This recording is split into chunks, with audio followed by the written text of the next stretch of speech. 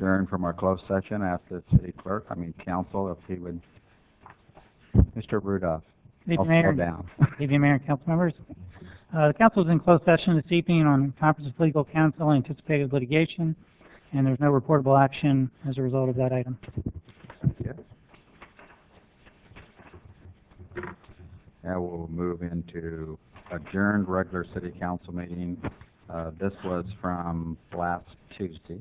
We continued it to tonight. So we'll open the meeting tonight at 7:04. If I could have the roll call, please. Okay, council members Payne. Here. Claire. Here. Kane. Here. Meredith. Here. Shelton. Here. I'd like everyone to rise for a moment of silence, silent prayer. Please remain standing after the prayer for the flag salute presented to us by the Cub Scout Pack 84 Denfor.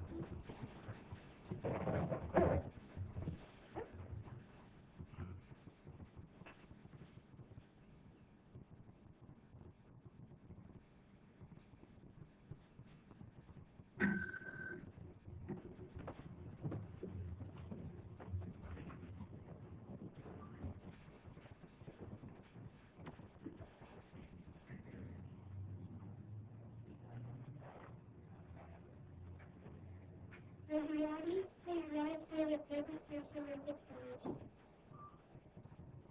Military flag.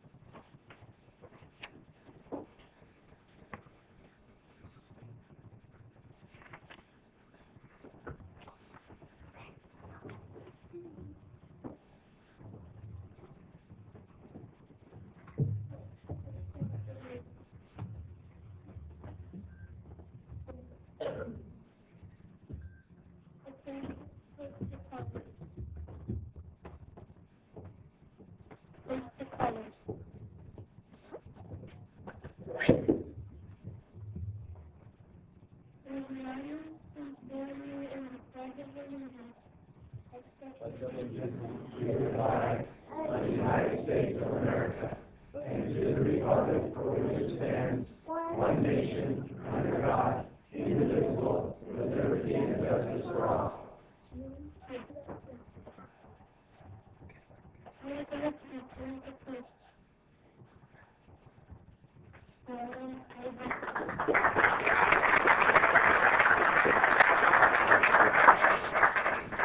Thank you, Scouts.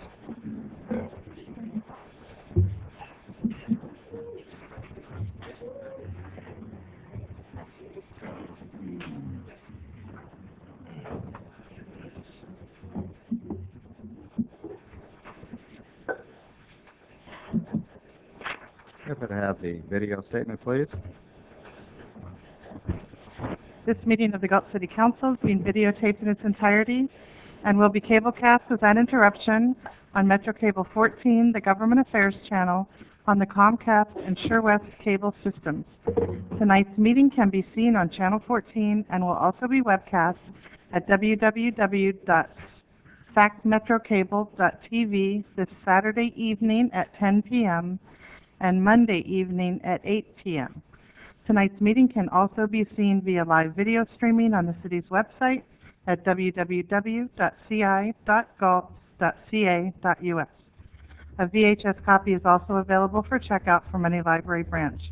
Members of the audience wishing to address council should fill out a speaker identification form and give it to the clerk. Please speak into the microphone when addressing council and state your name for the record. Thank you. Are there any agenda approval, additions, and/or deletions? Do we have any items tonight? I have Yes. one requested change from a member of the media, actually. Under City Manager's Office, item number 3, G3, 4, and 5, that those items be moved to the top of the meeting just following the consent calendar, if the council is interested in making that modification. Okay. Is that agreeable? Okay. Council? I'd like to pull E7, E7. please. D. E. E is in Edward.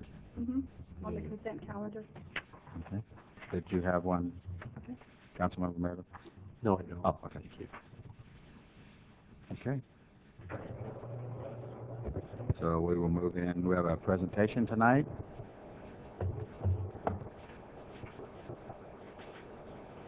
That's me. Okay. McFarland Ranch Annual Report.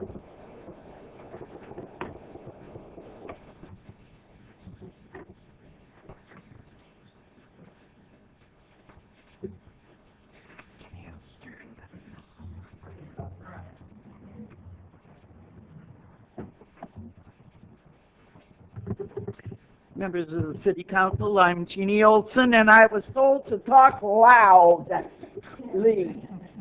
so I shall. My purpose, well, they say this one, there, okay, it does work. My purpose in being here is, first of all, to say a great big thank you. A thank you from all the 500 members of the society who are so grateful to you for what has been achieved thanks to your assistance at McFarland Ranch. Before we give you our PowerPoint program tonight, which is our way of giving you a report on what you have done, I would like to say, number one, that without your partnership in all of this, it wouldn't have happened. And we're counting on that to continue at least for another year. So part of my address is thank you, and part of it is please. If you will continue to do what you have done in the past, we will be most grateful. We also want to invite you tonight to a dinner on the 22nd. Be sure you put it on your calendar, the 22nd of May. We have started something that we are hoping will be continued annually. Last year we had an evening in Italy. This year it's an evening in Scotland, and each year we intend to have an evening devoted to a particular national culture that has made the fabric of Galt. And because our two main Galt planners, Dr. Obed Harvey, who created the original grid of the city, and John McFarland, who gave us the name of Galt, both of them came from Scotland. We decided they should definitely be honored. So that's going to be a night where we honor them, and we would like to have as many of our city people there with us honoring them. So save that date. We'd like to invite you to be our guests. However, like everything else, we too are strapped, so we're asking you to come, but we're not picking up the tab. Sorry about that. But we would love to have you there. We'd love to have you assist us in celebrating the very fact that we exist. And it's thanks to the two men who created the wonderful city of Galt. Now, I have been very, very fortunate for the last 12 years to work with a man who has done the primary work at McFarland Ranch. And because he is far more knowledgeable about every nail and every board and every bit of paint that's been put on this place, I'm asking Ron Jacobson to step forward and to take you on a beautiful trip through our wonderful PowerPoint presentation. This is our thank you to you, and this is our report to you as we have promised annually.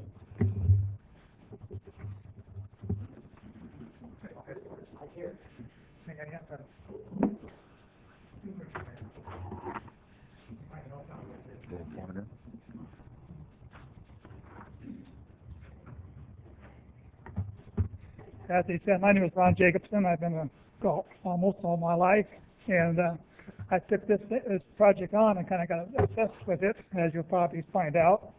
And again, thanks to the City Council and also all the Galt supporters. Can you move your microphone up? There you go. Thank you. My first day here. Anyway, but as you can see here, okay, this is the McFarland Ranch pageant. All the material in this house was it's all reconditioned wood off old bridges, and it's actually original plan, and all the corbels, all the braces were made on the ranch. We have very good workers out there, and we can go. This is the front porch here, and the front entrance is all put back on again originally. All the windows have been replaced back to the original windows. All the porch is original. And we can go to the next project. I guess we're kind of in a hurry tonight. This is the inside of the porch. The porch is concave, and it's all, again, it's all recycled wood in here. And all the corbels and all the braces are made on the wrench. Go to number 2, 3. These are the front porch braces and stuff, which again, all this stuff was manufactured on the ranch and with our own local help. And this is actually the basement, which has a trap door. It goes down into the basement. It has a small basement. Go to the next one. Okay, this is the kitchen. This is actually right here is the pie safe. You go, as you enter the side door, you walk right into the pie safe. And then here is the kitchen. We don't have the sink yet. This is, okay. This is the back door into the washroom. Again, over here is the butler's pantry in here. Oh, okay, and the dining room, we have a red fireplace, original, not the original fireplace, but the original copy. And also in the men's parlor, we have a black one. And they were made in China. It took us over a year to get. Go to the next one. Okay, all the floor painting, this was done, some of it was done by a local contractor. He walked off the job, and we trained a guy here in Galt, and he come ahead and finished the job and did a very, very good job, and it saved us $4,000. Go to the next one. The columns here are kind of a copy off the stairs off the front. We tried to have a contractor, a cabinet man make them. He would not take the job on, so I got my brother Francis. I said, Francis, we got to make these, and there they are. Go to the next one. Oh, this is an entryway going up to the stairs from the front. There's the front door coming up the entryway. In the back corner there is the sewing room and 4 bedrooms upstairs. Okay, this one here is actually a bedroom. We're going to make it into a kind of an office so we could have to keep track of our papers. This is up on the north west corner for the next one. Okay, this is also another bedroom. These bedrooms are up. There's 4 of them up there. Mr. McFarland had 4 bedrooms up there, and when he had friends to come up from El Dorado, they would come up here and stay for a week at a time. So every bedroom had a name for each room. Anyways, another story. Let's go to the next one. Okay, this light here, this was one of Carol Snow did this room right here. The light is a reproduction, but the lens, the original lens, we found them up in the attic. And this is the sewing room. Go to the next one. This is the back porch. And the back, again, as you can see, right in this corner here, we're putting handicap lifts in here. We haven't purchased it yet. We had one, thought we had one owned, that unfortunately didn't meet the California State 880A, whatever it is. Okay, go to the next one. Okay, of course, this is our famous windmill. Mr. Clare was up there on top helping me put it together. And this is actually a copy of the original. And this is the bunkhouse. This is all reproduction wood. We copied it off the original one. And again, this is our buggy shed for 2 buggies in it. And this is a privy. And you guys are all welcome to come out and see all this stuff. Go to the next one. This is our yard here. This big barn here is going to be moved right over this corner here. We have a slab poured for there. We have big plans. The original barn would be put back up here. That's in the making now. And this is a grain shed. We're just going to paint it red to match the area for now. It's used for storage. Go to the next one. This is a Eagle Scout project, and this is an Eagle Scout project. This is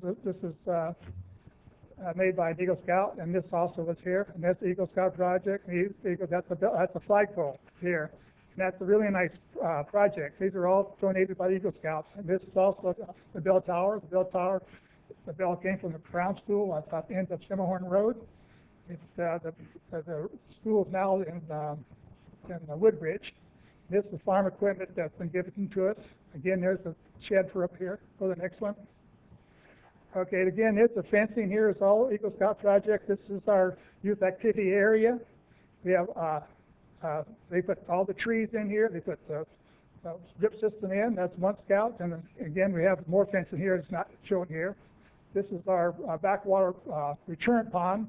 This whole area is all going to be a nature area back here.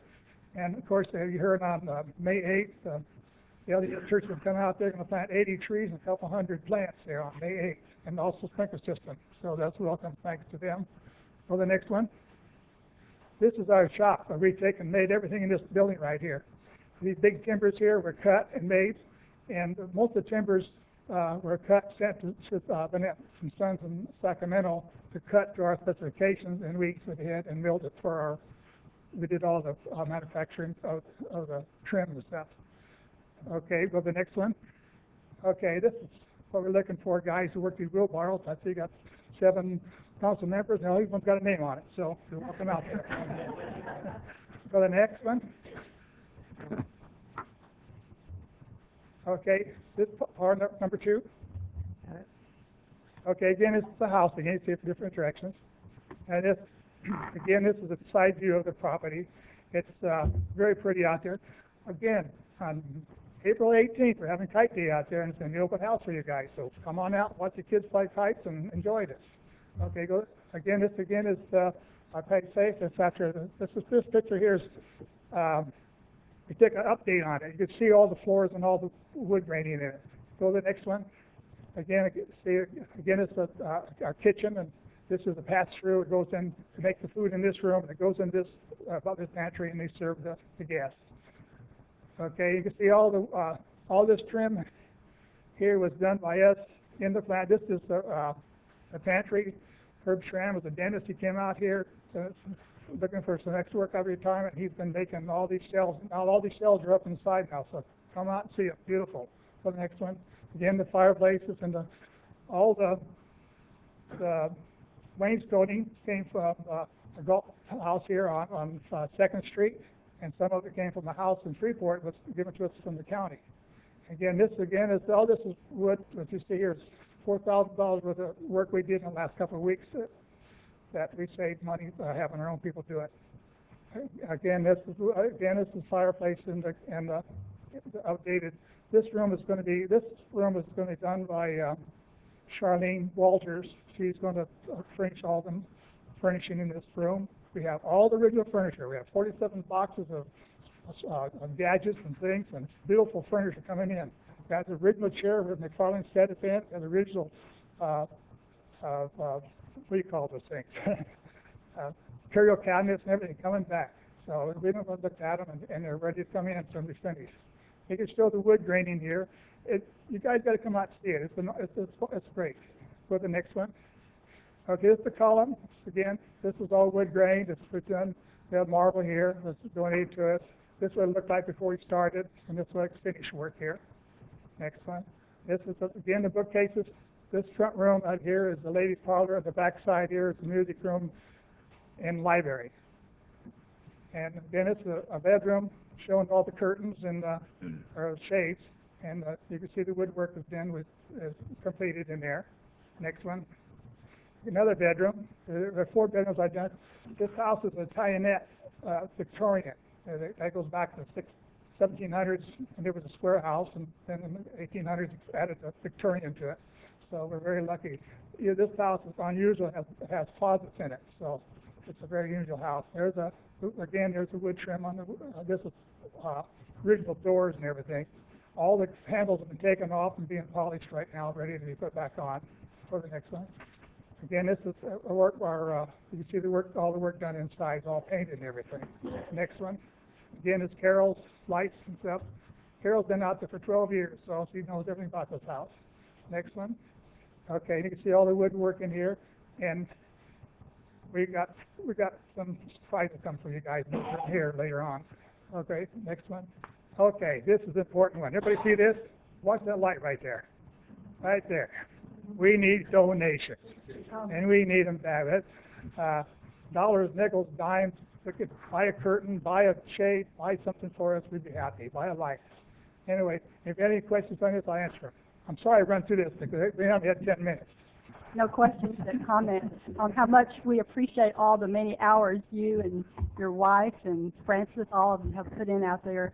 If you had any estimate of how many hours that you spent out there, what would that be? Well, it's unbelievable. It's every day and every night, all night long, within the hours. But anyway, it's been thanks to you people, and thanks to all the people at Galt here. that helps us. And without good help, I would be nobody. It takes good workers to make a good man. It takes a good wife to make a good man. It takes a good teacher to make a good kid. So anyway, You've got all those. yeah. You mentioned a couple things in there. It sounded like you still need a sink. Correct. And were there a couple other of those type items you want to mention? We need a sink, and the sink is a 18 by 24 sink. Just a regular open sink, no holes in it. And we can use the lavy, pedestal lavy, an 18-inch spread on it because there's a spot on it. You could use the water closet, this is the toilet, there's anyone with the tank on top. And we could use some lights, we could use some curtains, and some electrical fixtures, stuff like this. Small things. We can start putting things together. It's just small stuff. Some of the stuff people have laying around in the garage they can use. People have stuff left over from their jobs, building their houses. They're welcome. They can use it. Okay. I'd like to have all your members who are with us this evening stand up, so it looks like you've got quite an attendance tonight. Put the light on it.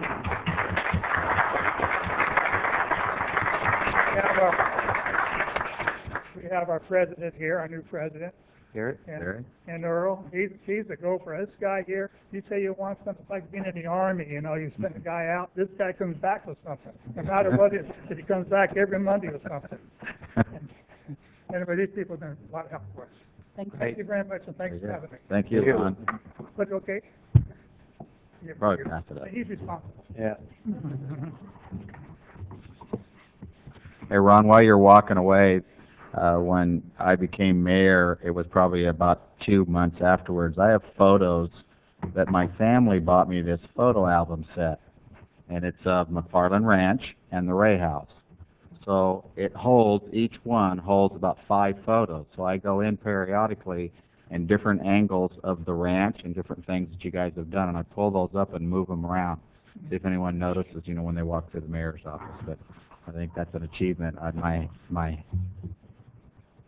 hat off to you, sir. You've done a marvelous job, and you're right. Without the people and the volunteers in the community, it wouldn't be what it is today. Right. Yeah, but you got a good team together. This weekend, we had over 100 Boy Scouts out there, plus the teachers' meeting out there, plus we had Eagle Scout projects out there. And there was a busy beehive out there, and we had room for more. And Good. Everybody was busy, and then we had people from Sacramento down there. They said, I can't believe how nice it is out here. So anyway, it's just a given. So I'll make a deal, Ron. If Ida'll bake me an apple pie, I'll buy you a sink for the pie closet. How's that? All right.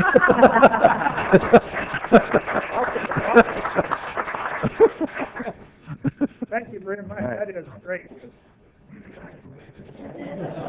I don't want to see that pie closet without a sink, Thank you, Historical Society. Okay. Public comment? Okay, under Government Code Section 54954.3, members of the audience may address the council on any item of interest to the public or on any agenda item before or during consideration of the item. Please fill out a speaker sheet located on the table inside the entrances to the council chambers and forward the completed speaker sheet to the city clerk prior to addressing the council. We request that you state whether you live within the Galt city limits or the county area. A maximum of 5 minutes is allowed for each speaker. Bob Hitchcock?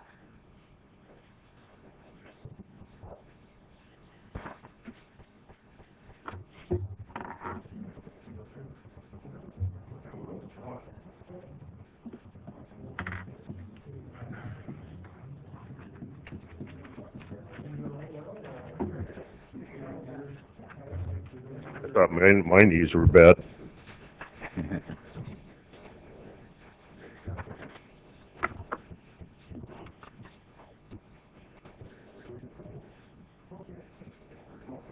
Yeah, going whether you're invited or not.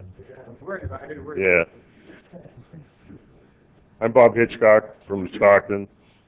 These are some shrine members from down in our area helping us put on the truck show that we have for the last 2 years here. We're ready to do it again, trying to put the city of Galt on the map. think we're doing a pretty good job of it too. For any of you that have computers, which most everybody does, check my website, which is CherokeeTruckParts.com, and you can go to the web counters at the bottom of the pages and see where all the hits have been from all over the world, literally, checking out the City of Galt and the show coming up in June. We're going to have some different deals going this year. My sister just retired from UC Davis in the research labs, and herself and some of her former colleagues are going to be at the show for the weekend, handing out information on cervical and colorectal cancer. All of us in the industry aren't as healthy as we think we are. There's going to be the gentleman that's in charge of the cardiac rehab for UC Davis is going to be there on Saturday. We're just trying to get more community involvement in it too, and we've got some posters we'd like to show you guys, and banners for the market ground and kind of samples, and pass them out up there or here. The little one, yeah. Sure. Very good. Great. June 4, 5, and 6. Yeah. These are the banners that the printers are making up for inside the market grounds. Did you see this? Yep, beautiful. Yeah, we want to hang these up on the fence at the market for like 6 weeks prior to the truck show for more exposure. Last year, I believe we had almost 3,000 people attending. No, 1,000 people. Yeah, 1,000. That we actually got money from. Yeah, $3,000 basically what we brought in, and gave half of that to the Galt Scholarship Fund last year. This year, I believe it's going to start. But the Shriners, you know, all of us are just people that live in the neighborhood, that live in the area. And we're all very proud to be from Lodi, Galt, Elk Grove, Stockton, around the area. And the clubs, there's probably 8 of us, the clubs in the area that support the Shrine Hospital system. And Bob, with Cherokee Truck Parts, has been so gracious for the last 3 years to have the recipient of the funds of this truck show go to Shriners Hospital. It's been about 9. Has it been 9 Yeah. years? Wow. It's 3 here at Galt. Okay. And anyhow, it's a great thing for America's children. That's where the money is for the Shriners Hospital, for the Shrine kids. And Galt has been very great to us, and it's going to grow, and it's going to be bigger, and we just want to say thanks to the community for letting us do that. This year I have 6 confirmed reports of people coming from Japan for the show. PACCAR Corporation, which is the parent company of Peterbilt and Freightliner, they are doing their worldwide tour this year. The week before the show in Galt is going to be the American Truck Historical Society show in Pleasanton at the Alameda County Fairgrounds. The international group is going to be in Washington at the Kenworth plant. When they leave there, they're going to Pleasanton. From Pleasanton, they're going to Denton, Texas, where Peterbilt is built. After Denton, they're coming to Galt. We have people that are already confirmed from Australia and New Zealand coming. Last year we had 1 photojournalist from Europe was here, from Germany. This year we're expecting a lot more. If everything works out right, this town's going to be world famous. Great. You're probably going to hit the 200 mark on 18-wheelers. Yeah, I believe so. I know last year we pretty much filled up all the motels from Stockton to Elk Grove. I know it's been a pretty good, advantage deal for the city of Galt as well, because I know all the restaurants, gas stations, motels, and everything else were pretty busy for that weekend. Yeah.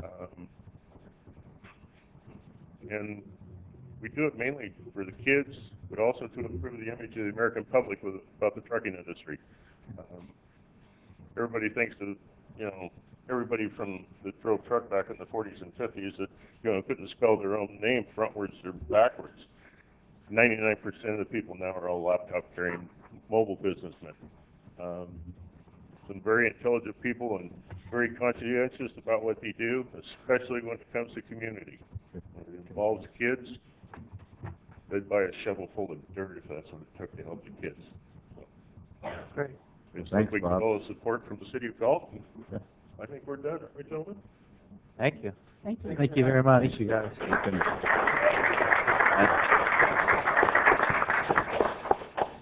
Good job. I'll meet up with you. I'll be down there volunteering some of my time, sir. Right on. Yeah, that's another thing too. If we can get any community volunteers, great. Okay. Any local businesses that want to help contribute for our auction that we have a live auction at the end of the show. All the proceeds from the auction go strictly and directly to the Shriners Hospital. This year, I'll cover the gate fees real quick too. The gate fees this year we raised from $3, which they were last year, to $4 this year. $1 of the $4 will be going to my sister's group from UC Davis for their research group, and the remaining $3 will be split between the Shriners again, as well as the city. Okay. Thank you. Yeah. Start. And there was something in all of our paperwork. I just going to cover this. Last year, I believe we gave you like $1,450. I believe was the city's share of the thing. If we get more people, you guys get more money for your scholarship fund. So, you know, the more people we get and the more people we get involved in the thing, the better off it is for everyone. So, anyway. Thank you. Thank you. Thanks. Thanks, gentlemen. You guys. Have a good evening. Thank you. John Slaughterback? I hit my microphone.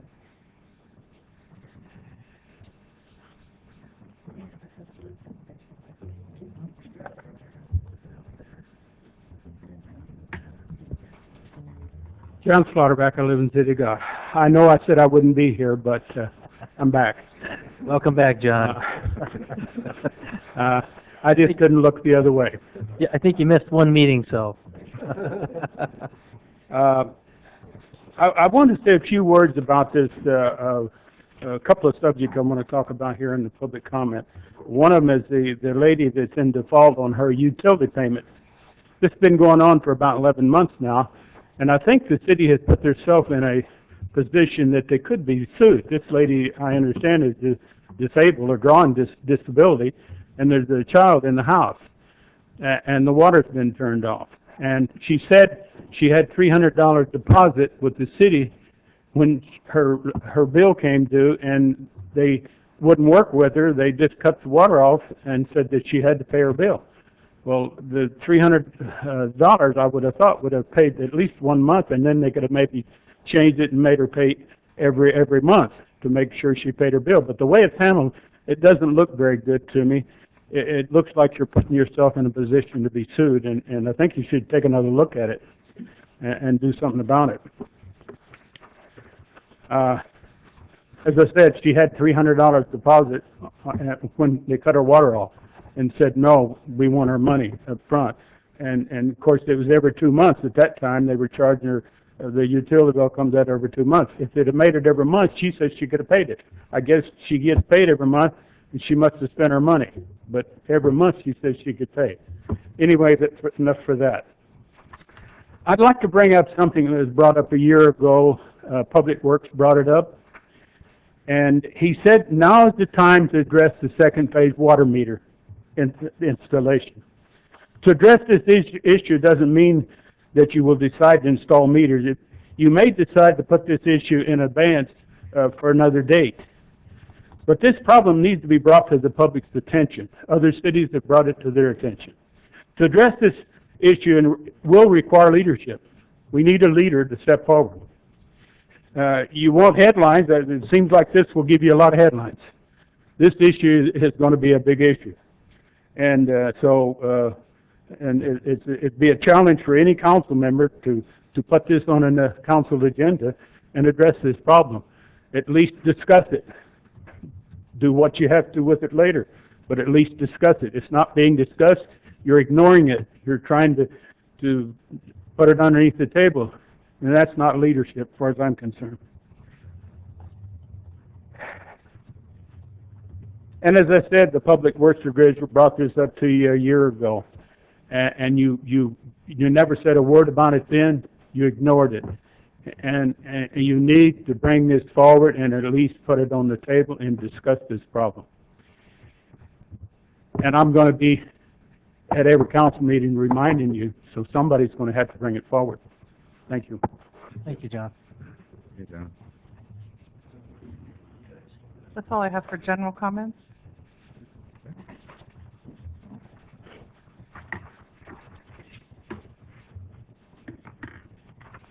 So we'll go to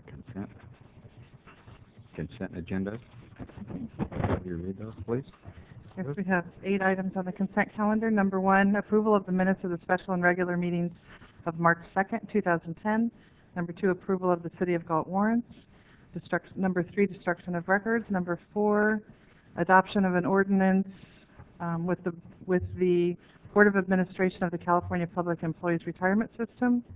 Number 5, real property acquisition AM Enterprises et al. Central Galt Interchange Project. Number 6, the 3rd Annual Shriners Hospital Cool Truck Show on June 5th and 6th.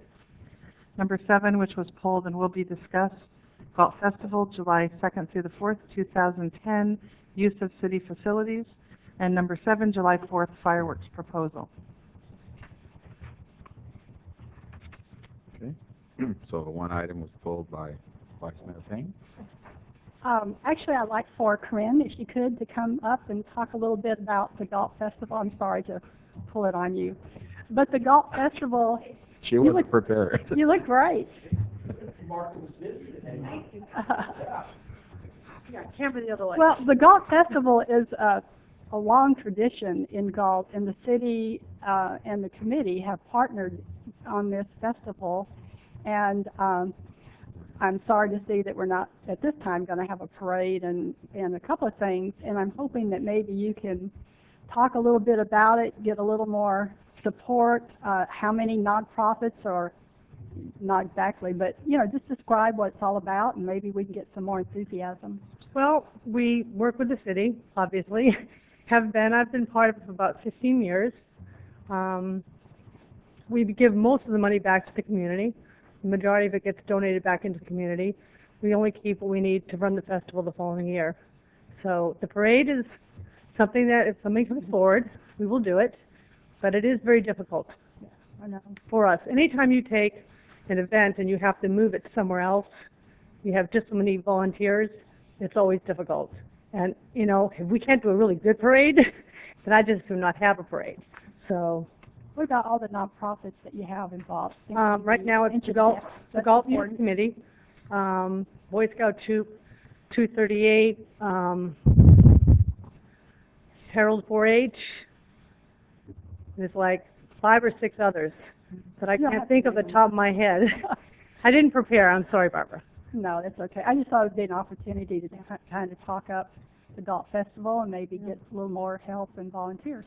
Great. But hopefully you'll approve it.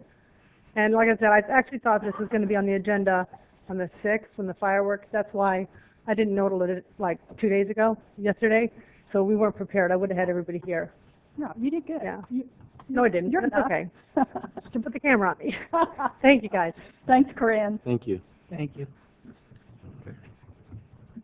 So then with that, I would move to approve unless there's some discussion. Motion's Discussion, been I'll made. second it. Motion's been made and seconded. That's for E7. Any further discussion? None? Call for the vote. Aye. Aye. Aye. Aye. Aye. With that, I'll move the balance of the consent agenda. Second. Motion's been made and seconded. Any further comments or questions? None? Call for the vote. Starting with Vice Mayor Payne. Aye. Aye. Aye. Aye. Aye. Passed, 5-0. Next, No. we skip to the regular calendar, City Manager's Office. Number 3, Galt Public Service Unit Memorandum of Understanding. Good evening, Council. The recommendation tonight is to adopt a resolution to approve the MOU with the Galt Public Service Unit for the period of January 1, 2010 through June 30th, 2011, and authorize the City Manager to sign the MOU. As mentioned in the staff report, the bargaining teams have been meeting over the last several months, and we have reached an agreement, and this Galt Public Service Unit, the members have voted on it and agreed to this MOU, and now it's before you tonight for approval. Basically, the highlights for the GPSU MOU include there will be 11 unpaid furlough leave days, which equates to 88 hours. And this means that each employee in the Galt Public Service Unit will have a salary reduction of approximately 3.5%, beginning the first pay period in April 2010, and that will continue through the last pay period in June 2011. For that salary reduction, they will be taking the unpaid furlough days. There will be no COLA, which is a cost of living adjustment, which is has been typical in our past MOUs, usually ranging from 2 to 5%, but for January 2010 and 11, there will be no COLA. The benefit waiver amount, which is the cash in lieu of employees taking medical coverage, is going to be reduced. They currently are at $632.76 for an employee and family, and that's being reduced to $600 a month. And an employee plus one will be reduced to $425 a month. In addition to that, the employees will work a 980 schedule whenever possible, and mainly the other changes are basic, just cleanup language and non-monetary. The estimated savings for this employee group for the benefit waiver and the 88 hours of furlough leave is about $115,000 to the city. Are there any questions? Any comments or questions from council? No. If none, is there a motion? I'll move we accept staff's recommendation, and in moving that, thank the employees group for reaching this compromise with us. I know it's not something that any of us wanted, but under the circumstances and other budgets of other cities and certainly our state, I think we're still doing better than the average. So glad it's been able to be worked out, and I appreciate their effort in doing it. Okay. Motion's been made. Is there a second? Second. Double seconded. Any further comments? None? We'll call for the vote. Aye. Aye. Aye. Aye. Aye. Passed. 5-0. Next item. The next item, Galt Police Officers Association Memorandum of Understanding. This is very similar to the last item, but this has to do with GPOA, which is our Galt Police Officers Association. And same term of contract, same recommendation. The employees also have agreed to 88 hours of unpaid furlough leave. The difference is that all of the employees for the GPOA will be receiving an employee an leave bank of the 88 hours instead of standard days off that they'll be taking, because their days will be scheduled around double coverage days as much as possible.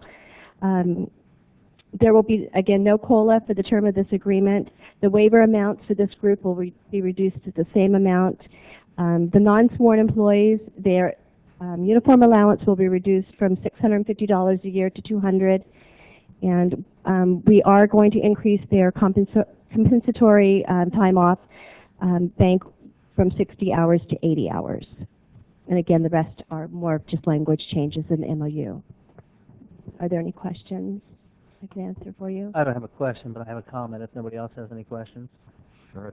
My comment is simply this, is that in our discussions on this issue, is I adamantly disagreed with the furloughs of our police officers. I think our community has supported our police department. I think in light of Measure R and stepping up to the plate, our community, to hire more officers, put them on the street, I don't think furloughs was the answer. I disagreed with it then. I disagree with it now. I think there's other avenues we could have taken, and I think we should have taken it, so I'm not going to support it. And that's the reason why. I don't support furloughing our officers, and I think it's a disservice to the community. Any other comments? I'll just make a brief comment, just to clarify exactly how this came about. The City of Galt is faced with a economic crisis that is similar to a lot of the other cities in the Sacramento Valley. We gave the employee groups an opportunity to help the city come to a solution on how to fix our budget deficit to preserve the long-term future of this community. And both employee groups chose to move towards furloughs. And while I would like to see officers on the street as much as possible, I honor the decision that the police officers made, as well as the GPSU employees, in moving towards furloughs instead of layoffs. I make a quick comment. I think important for perspective on the furloughs with GPOA. One of the things we were very concerned about was reducing levels of service for the police officers, and that's why we came up with this idea of the furlough leave bank. And so the way that that'll work is officers will request for time off similar to what they do for vacation, or if they take a day off for a sick leave, they will also be able to use those the furlough leave hours which they have. And so we've structured such a way that there will not be a reduction in service to the community, because they will just be taking these leave hours, these furlough leave hours, in lieu of what they would normally take off in either vacation or sick time. It does mean that there will be somewhat of a higher accrual of some of those vacation and sick hours going forward, but the liability for the city is minimal compared to the cost savings of implementing that program. So it was a concern. That's why we structured it in the way we did, to make sure that we keep officers on the street, keep the service level high for the community. You know, you talk about the furloughs, and the Department of Corrections is dealing with the issue currently as we speak, which is an issue for them. And I have to disagree in a sense that I think in the long term, I don't think we're going to see a great deal of savings as a result of those furloughs. That's my opinion, and that's based on what I've seen with other communities, but most likely, more so with Department of Corrections, it becomes an issue. So I still stand by what I said. I think it's not a good message to send, and I think we had all the other alternatives that I think we could have pursued. Yeah. Oh, I think we covered the points I was going to make. Okay. Thank you. All right. Further comments? Is there a motion? Move to approve I'll staff's second. recommendation. Second the motion? Motion's been made and seconded. No further discussion or comments. Call for the vote. Aye. Aye. No. Aye. Aye. Passed 4-1. Number 5, which is the next item. Next item, work furlough for full-time unrepresented employees and changes to personnel manual. Okay, this agreement or this staff report addresses all of the unrepresented full-time employees that we are recommending to basically receive the same changes that the GPOA and GPSU employees will undertake. And one would be the 88 hours of a furloughs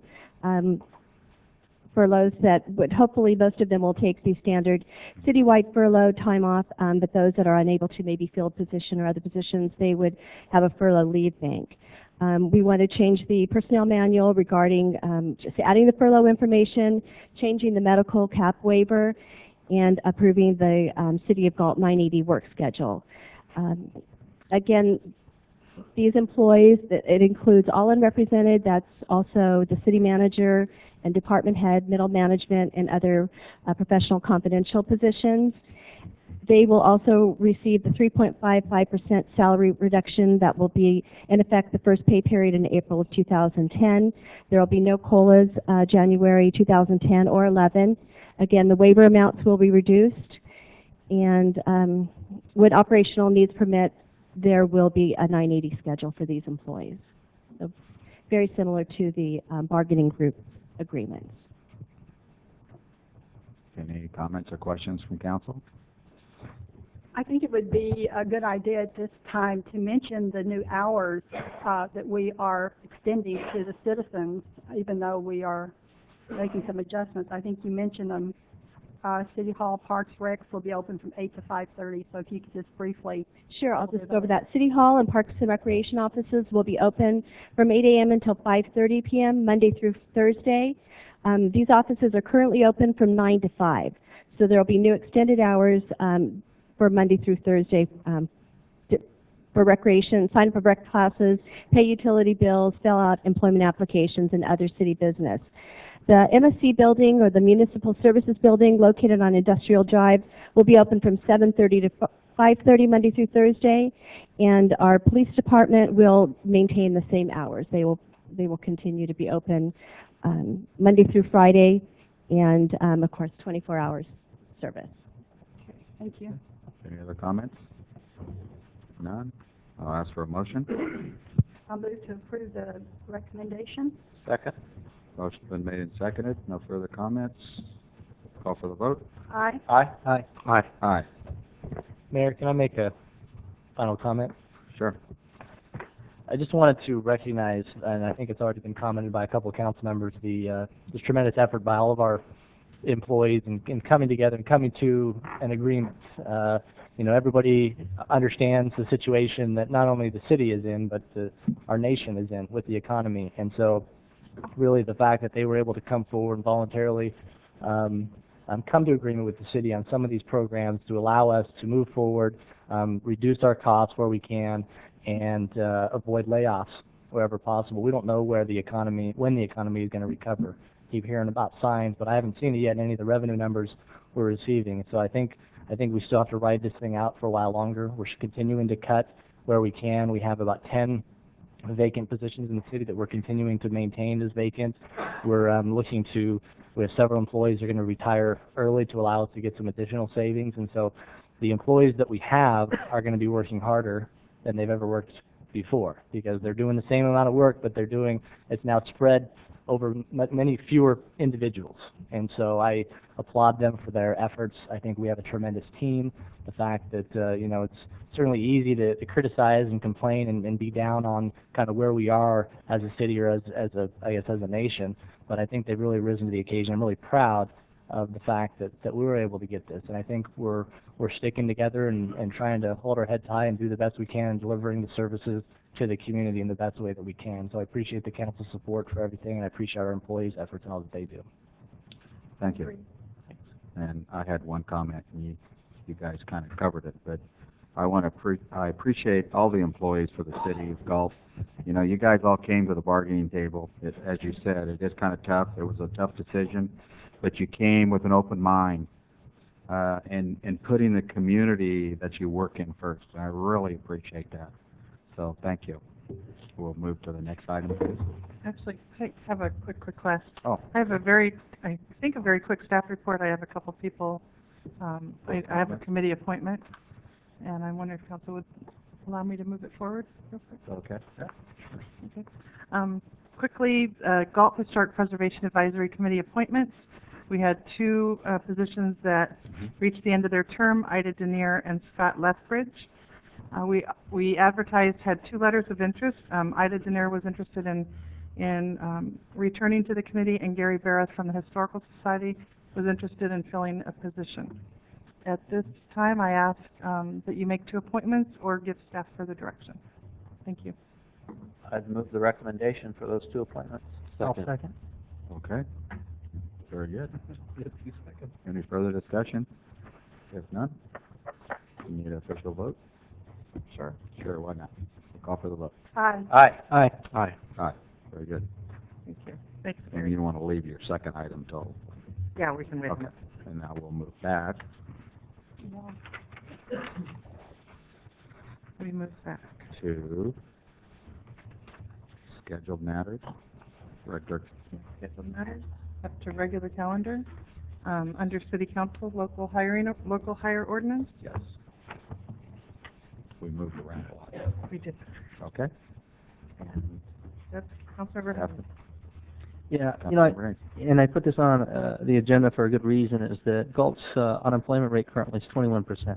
It's about twice that of the national average. It's unfortunate that we got to go to this point, but I think it's really up to the citizens of the city to decide whether or not we want to have a local ordinance, hiring ordinance. This isn't going to solve all of our problems, ladies and gentlemen, but it most certainly is going to help. It isn't going to hurt us. So we need to be looking for solutions, and I think this is a part of the solution. And we should be looking at it. So I'm asking, hopefully, to get support up here tonight in order to move forward. Let's put it on the ballot and give the citizens a chance to be educated on the issue and let them decide. And do we have any speakers? I have some speakers. John Slaughterback. And maybe some more.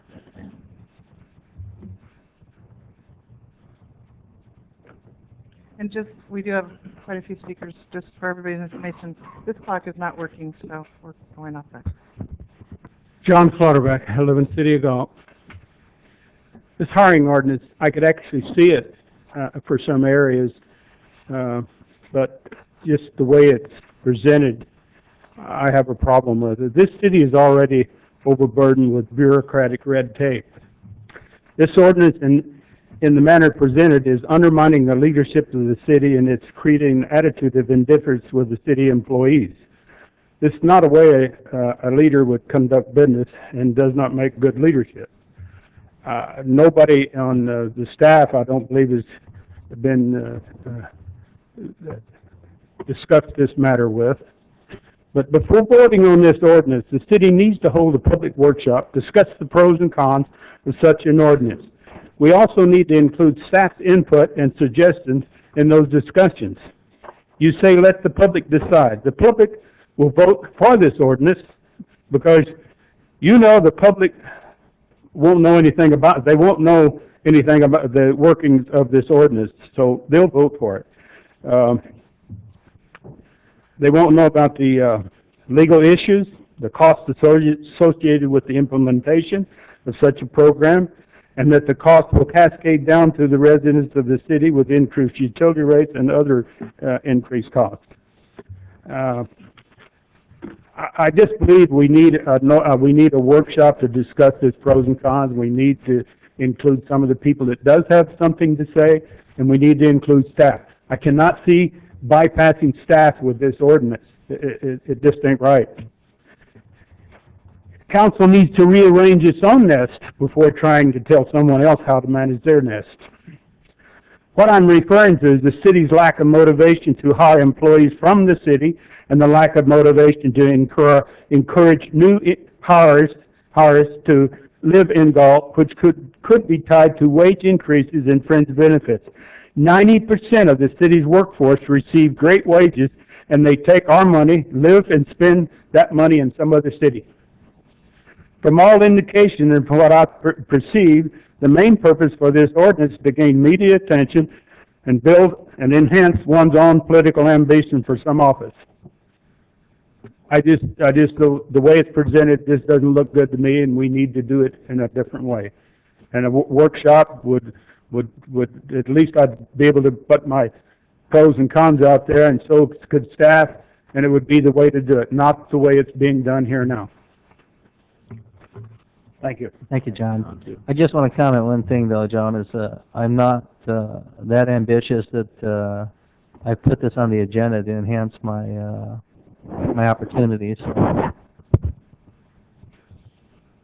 And another comment, Mr. Slaughterback. I don't know if you've been paying attention to the meetings on TV. I know you've taken a short leave of absence, but Mr. Holliday can vouch for the fact that this is something that we've discussed in great detail. Mr. Halliday's offered his own perspectives, and some of the ideas that he presented were incorporated into the original proposal that I brought before the City of Galt. We can talk about all the reasons behind doing this, and we can try to create some illusions about people trying to use this to further themselves politically. But the fact of the matter is, Mr. Slaughterback, 2,300 residents of our community tonight that are working age, that are part of the labor pool of this community, do not have jobs. If we don't work for ways to put them to work, Mr. Slaughterback, then that is not good leadership. If you could take one area and make an issue out of it, what about the city employees? We hire everybody out of the city and they take our wages out of the city. Why don't you address that? How many new employees have we hired in the last 2 years since this economic crisis hit the community? How many? But the public doesn't know that you did confer with staff either. Mr. Slaughterback, we talked about it at the previous meeting. Mr. Halliday offered his dialogue on what was important with this ordinance. Well, I watched the tapes. I didn't see anything about it. Have you discussed this thoroughly? But not thoroughly. Well.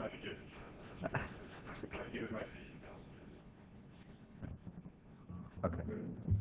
Thank you. Thanks for. Well, I guess I'll have to go back and look at the prior council meeting, because this is where I got my information, the prior council meetings. Thanks, John. Thank you. Mike Hedges?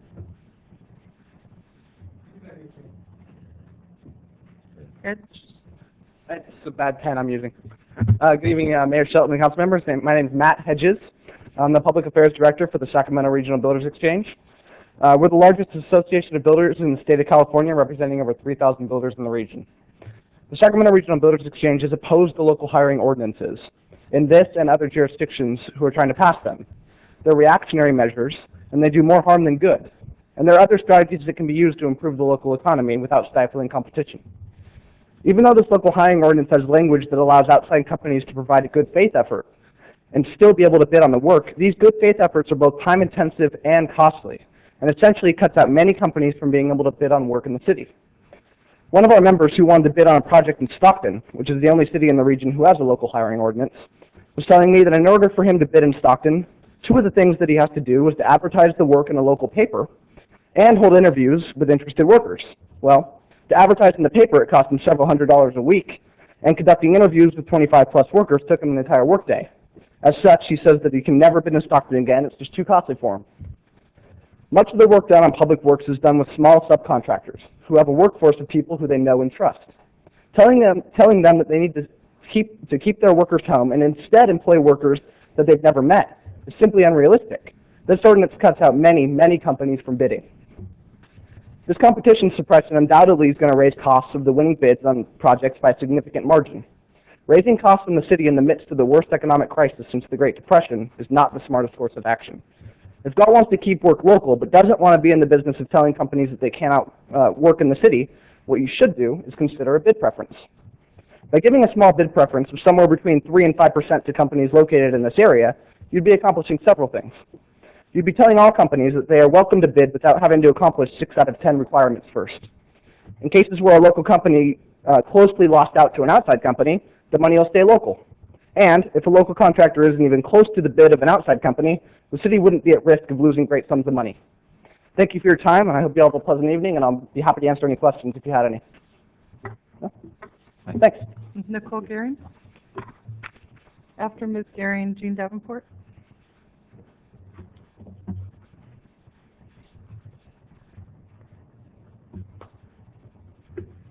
Good evening, Mayor and members of the Galt City Council. Nicole Gehring with Associated Builders, a nonprofit construction trade association with over 600 members in the Northern California region, primarily non-union contractors. I've been to this Galt City Council meeting several times on this issue. It's almost to the point where it's very difficult for me to track how many times I've been here because this issue, it keeps coming up. And it's fairly certain that this issue is going to keep coming up unless it's cut off. This issue is something that this local hire ordinance has discriminatory provisions in it. It's going to reduce competition and increase costs, and apprentices from newly approved apprenticeship programs are not going to be able to work in your city on these projects. I have a solution for you. Something that you should consider is fair and open competition ordinances in order to protect the taxpayers of your community and city and to use the best qualified contractors for the best price. And so that's what I would consider you looking into rather than some scheme by special interest groups to reduce bid competition and increase costs for the city. Thank you. Jean Davenport. Nicole. After Mr. Davenport, Terry Peterson.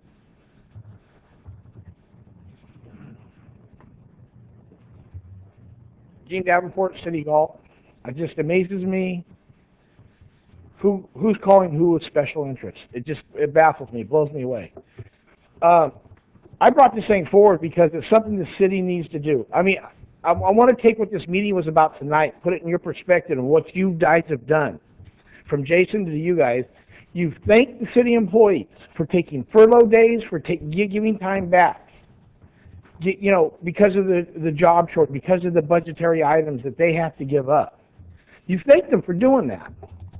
We're talking about doing something for the city that's going to build us up. We're talking about helping individuals. And I bet you if you talk with the chief of police, he'll go along with what I have to say on this. You put an ordinance like this into effect. This is a negotiable ordinance. I brought something forward that I think needs to be talked about and start at the top. They want it thrown out because it doesn't work into their perspective and they're nonprofit. There's not a developer in the world that's nonprofit. I'm sorry. I don't know where she's pulling that out of the hat. That being said, you get a local hire ordinance. You're going to cut down on gang-related activity because I don't care who you are or where you come from. If you offer a young man or woman the affordability of a chance at a good job, they're going to take that, and it's talking about character, and they're going to build on that through their work. Now, when these contractors come into town, I don't belong to any trade group, none. I belong to a labor organization that works And we make an honest living for an honest day's work. We have ABC affiliates that came in and did some work at the Port of Stockton. And I said this to you guys before, and I'll say it to you again. It's garbage what they do. And this is not going to eliminate who they want on their jobs. It doesn't, I don't care what she says. It's not going to eliminate the contractor coming in with the specialized people. They go to day labor halls to hire their day laborers. I went to a project, a cold storage project on the Port of Stockton, got a certified payroll, and we looked at it. Not one day labor, well, one labor that did the grunt work was hired, brought in by this company. They were all hired out of the day labor halls. We're talking over 100 people were hired on a daily basis from a day labor hall. That day labor hall gets subsidized by people like the ABC. They get a fee from the individual. Why should they get a fee for a man or woman going to work to make an honest day's living? So, if that's the case, we can have a clearinghouse in Galt for that. And I think the South County Services is exactly what we should consider. We can make South County Services a nonprofit day labor hall. People could register through them to work locally when these builders come in. And excuse me, I mean, I remember when I was growing up, I had to read the paper to get a job. It costs money to put an ad in the paper, but if you want people, isn't that where you go to? I know there's internet now and all that, but I mean, I think you have to go find the job you want. So we have the ability now to do something good for the community in this time. You've all said it. The situation our country's in and our community's in. Over 20% unemployment locally. And if this ordinance was illegal, excuse me, I think the ABC would have already sued the city of Stockton. They haven't, for a reason. It's not illegal. They might not like it, but it's not illegal. We go through life. There's a lot of things we don't like. Both sides of the aisle in Congress. We've seen it for the last week. It's not about what we like or don't like. It's what we need to do for each other. And it's time for us to step up as a community and help this community thrive. Start becoming more involved in its community. And I mean this. I really think if we start doing something like this, you'll get more young men and women involved locally, wanting to stay here, wanting to work here, wanting to prosper in Galt. I just think it's something that it's time has come for us to consider that. You guys are all pro-developers. You guys want to see things grow. Mike Guthrie is a developer. He's a great guy. He lives in Elk Grove. He's the closest developer to us. I bet you money Mike would love to hire local people. I do. There it is, right there. Why can't we have that? Why can't we just grow on that? Right there, he said it. He does hire local people. An entire project of all Galt workers. Amazing thing. Be a great thing. If you have any questions, I'll be glad to answer them. The ordinance this came from you. It's open for negotiation. Well, not tonight, because I'm saying tonight we've asked it to move forward. Well, let's so go. If we're going to change Let's the go. language, then we need to do it. So you brought forward a proposal. Did you bring us Stockton's proposal, or Pretty you much, altered yeah. it? Pretty much Stockton. What's been altered? I think I've widened the radius To 10 miles out rather than just within city limits. I think we need to look at that honestly. I mean, Galt is a community, a Campo. I mean, Wilton. We're all a community, and I think we need to look at that. Okay. Is this for union, non-union? No, folks? I don't, look it. I get tired of that being used as a reason for going up or down on something. Because of the wording is what it is. Andrew had something that wasn't even as restrictive as this, and you guys voted it down. I'm telling you, you want to table this for 2 weeks and go into negotiations and rewrite it, let's do that. It's not about unions. It's about using South County Services, about using the community that we have to create and build jobs in this city, in this community, within the Campo Galt Lodi area. So you support union and non-union jobs? Absolutely.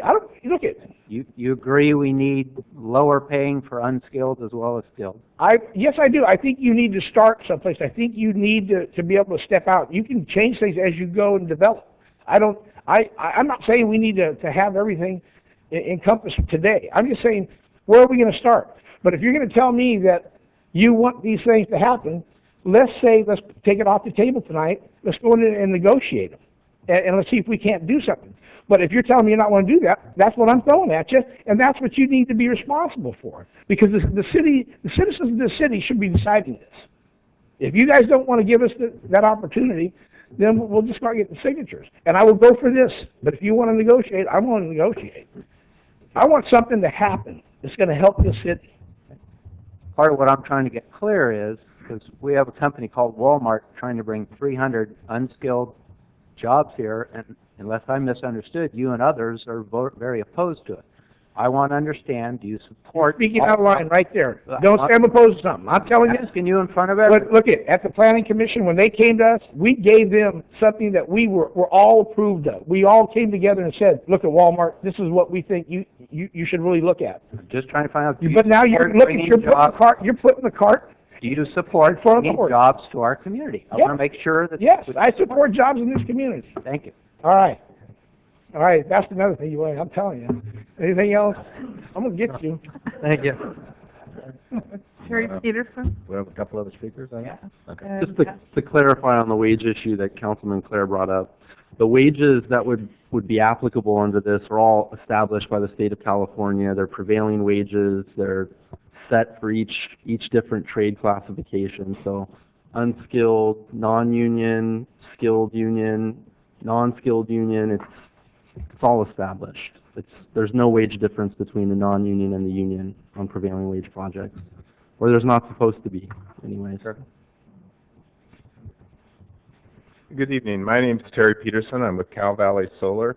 I started Cal Valley Solar in November of '09. Probably not the best time in the economy to do so, but a couple partners of mine, Joel Martinez from Golden Gate Electric Services, and Steve Justice and I decided to do something that's good for the community and also for the planet, and start a solar company to help provide electricity.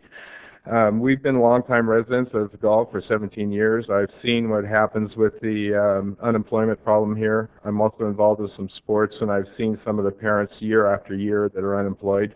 They're tradesmen, they're involved in construction and various plumbers or other jobs. And basically they've been sitting around idle, not paying taxes for 2 years. And I'd like to see some sort of help for these people in the form of a job. We are currently working on some good-sized power purchase agreements here in the area. We are working on residential and some large commercial opportunities. And we've also been working with the utility company for a solar farm in the area. The last solar farm that I'm aware of was installed by out-of-state labor. They came in, they did the work, they took the money, and they left. And we'd like to see that change so that we are employing some of these people that are living here in Galt, give them an opportunity to earn a living, to pay their taxes, to hold their heads up high and be proud of what they're doing. So with the unemployment being the way it is, we would like to ask for the ordinance to be considered and passed on to the voters for their consideration as well. Before I started Cal Valley Solar, I was involved with computer systems for many years, and I did for many, many state contracts, and there was preferences in there for every possible combination of humanity, whether you're male, female, minority, not minority, disadvantaged areas. There's a lot of different perks that are out there and advantages in the bidding process. So it got to the point where some of the good vendors weren't bidding. So I don't want that to be the case, but I'd like to see the situation where Galt can reward their entrepreneurs, their people that are taking the risks and starting businesses, and reward them for hiring the local employment of the unemployed here in Galt. Try and get that 20% down to where we can be a little bit more productive. Local sales and local installations all equal local jobs. So thank you very much for your time. If I could just ask a question. Yes. The way I understood this ordinance, it's only directed for public works jobs. Correct. Not residential housing or anything other than public works jobs. And that's what your understanding is also. That's correct, but as a new company, we could use some help with the jobs that would help sustain the rest of our business and also push us to a higher threshold of employees. So we would be interested in bidding on public works jobs. Gotcha. Okay? Any other questions? Thank you. Thank you. Thank you for your time. Thank you. Scott Steelman, after Mr. Steelman, Marco Hernandez.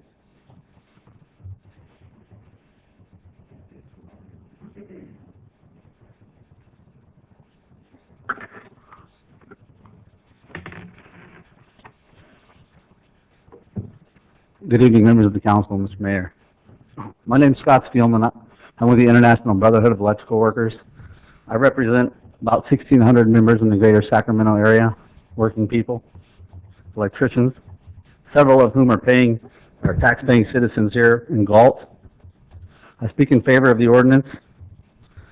I believe that you owe it to my members and all the citizens here in the city of Galt a chance to decide if they are in favor of getting the first chance at a job close to home if they so choose and are so qualified.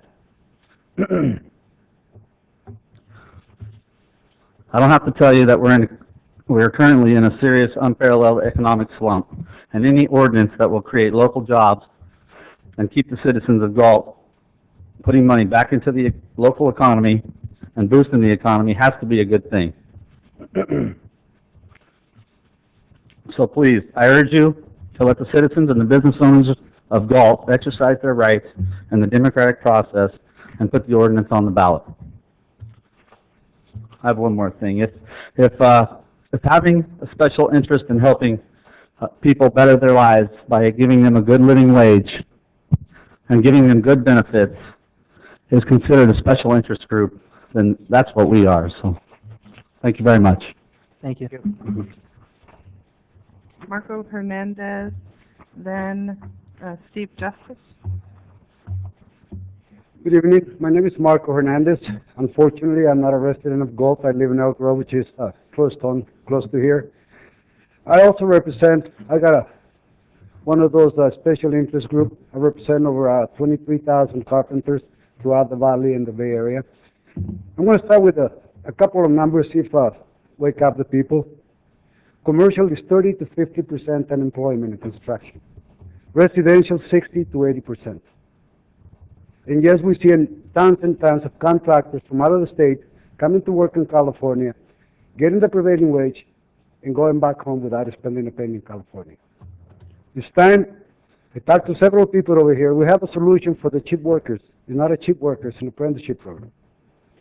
I proposed to the school board over here and members of the panel over here to establish a pre-apprenticeship program on the high schools over here. We call them the other four-year college. Give the kids that don't go to college the chance to become a professional on the trades. We give them 4 years of free scholarship while they're earning money, making a good living. It's not a cheap labor. There's no cheap labor when we're talking about prevailing wage. The prevailing wage is established, and we're not calling ourselves nonprofit, even though we are nonprofit. The unions are nonprofit. It's for the members and for the communities. Organized labor favor, because we have a lot of members of the different trades that live in this area right here. And I will propose to extend not just the city of Galt, but open, broaden the area to 25 miles radius to contract the contractors, because we don't have a big contractor base over here. We might have some, but we don't have a big base of general contractors. But just like the city of Stockton, put a number, 50% local hire. Because we have, like I said, several members living here in the city of Galt.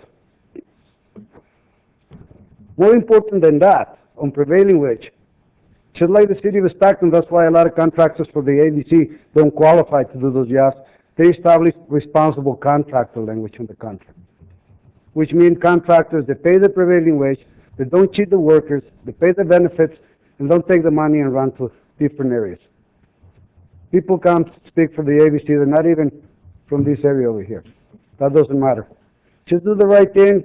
If the city thinks it's the right thing to pass local hire, you don't have unemployed construction workers, then don't do it. But you want to put the people back to work. Do the right thing and Please vote in favor. Thank you. Thank you. Thank you. Chief Justice, then Rick Salton.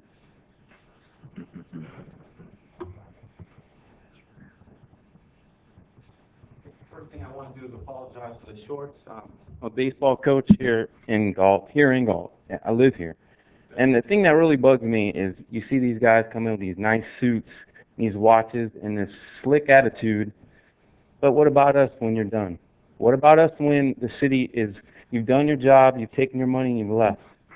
Well, I want the job to stay here in Galt. And simply for this, I live here. If I do a bad job, I got to look at everybody that lives here and say, you know what? I did that. So, you know what? It better be good. But if you don't live here, who cares? I won't put that extra nail in there. I won't make sure that roof is done right. I don't care. I don't live here. I can go get a nice watch and a great suit too. Come here and tell you what you want to hear. But you know what? Fact of the matter is, you don't live here. I do. Been here 16 years. Was I born here? No. But I do take pride in living here. And people need jobs. I know a ton of people who are unemployed right now. Unemployed, everybody. People are losing their homes. Self-respect, morale is low. But as a community, we need to stick together, and I think this ordinance would be good for our city, as well as workers. We all need all this. We do. Whether we go back to the bargaining table and refine it so that it's fair or whatever, but that's what we need to do. I honestly, truly believe in my heart, being a new business owner, that I would love to hire people that live here. I coach with people that live here, and that's why I know so many people in this town, you know. And as much as, you know, everybody makes fun of Galt, we still are a pretty cool community, and for the most part, everybody gets along. So that's all I really wanted to say, and it's not a knock on you contractors or whatever. I don't want you to be mad at me and go away hurt, but it is what it is, you know. What they say in the campaign, you can put lipstick on a pig, but it's still a pig, right? All right, you guys have a good day. Thank you. Yes, sir. Mr. Justice. You have a comment? I may have missed it. What type of company do you have? Cal Valley Solar, that's my partner Terry, Oh, okay. and then Joel. All right. Yeah. You've heard a couple numbers tonight. Mm-hmm. We've heard 10 miles. We've heard 25 miles. What are your thoughts on? Well, 25. Well, to me, to be honest with you, I like it just to be in Galt, but so many people live maybe 10 miles outside of town that, you know who they are because they live in a campo and places like that. And when you look at a campo, you can tell that place needs help too. You know, and it's not a knock on a campo, but you know that those people are unemployed. I know a lot of people are moving to a campo from Galt because they can afford to live there because it's lower end, and it's not disrespectful to anyone in a campo, and I'm sorry if you live there, but it's a fact of the matter. So, you know, maybe going 10 miles out of town wouldn't hurt, and if we can't fill our quotas within the 10 miles, then maybe go 25, do a step, progression thing. But, main thing is just put people back and give them some jobs. Thank you. All right, sir. Rick Salton, then Al Baldwin. Good evening, Council. Steve, I ran home and changed out of my shorts and put some pants and a shirt on. I was at baseball practice early and then to volleyball, and I appreciate the time. But first of all, I can't stand up here in front of all you and just thank you for all the work you do. I don't get up and talk, and I opened up this paper this morning and read about this local hiring ordinance, and I've been following it since, I think, November. But as we've seen here tonight, the tough decisions you guys have to make regarding jobs, I really appreciate the hard work you guys do. Again, this morning I read about it in the paper. I thought, I got to be here tonight to talk, to at least speak up and support this local hiring ordinance. I look forward to the paper here in Galt covering it in tomorrow's paper. Over the last few years, a couple years basically, the jobs have been of great importance in Galt on any project that comes before this city. And you all, as a council and staff, are faced with those tough decisions every day, and I appreciate, in running our great city, as we've seen tonight, but please do not forget about the citizens of Galt. That would greatly appreciate and value a local job. A substantial number of Galt workers rely on projects such as the ones the City of Galt creates as we grow, rehabilitate, and maintain our city. It works in bigger cities. It will work in Galt. It was mentioned in the paper that Councilmember Meredith might be able to front the cost of putting it on an ordinance on the ballot. And I support Councilmember Haynes and let the citizens be educated and vote on this ordinance. It creates a good faith effort to provide jobs, and it's not a cheap scheme.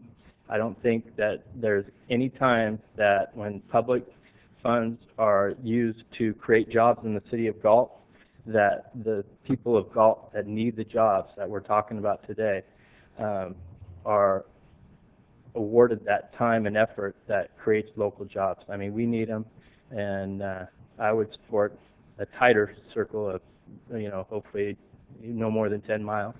I think the people of Galt, my neighbors that rely on construction trades and laborers and everything, that they would greatly appreciate a chance to work in a local job here for whatever amount of time that project would bring.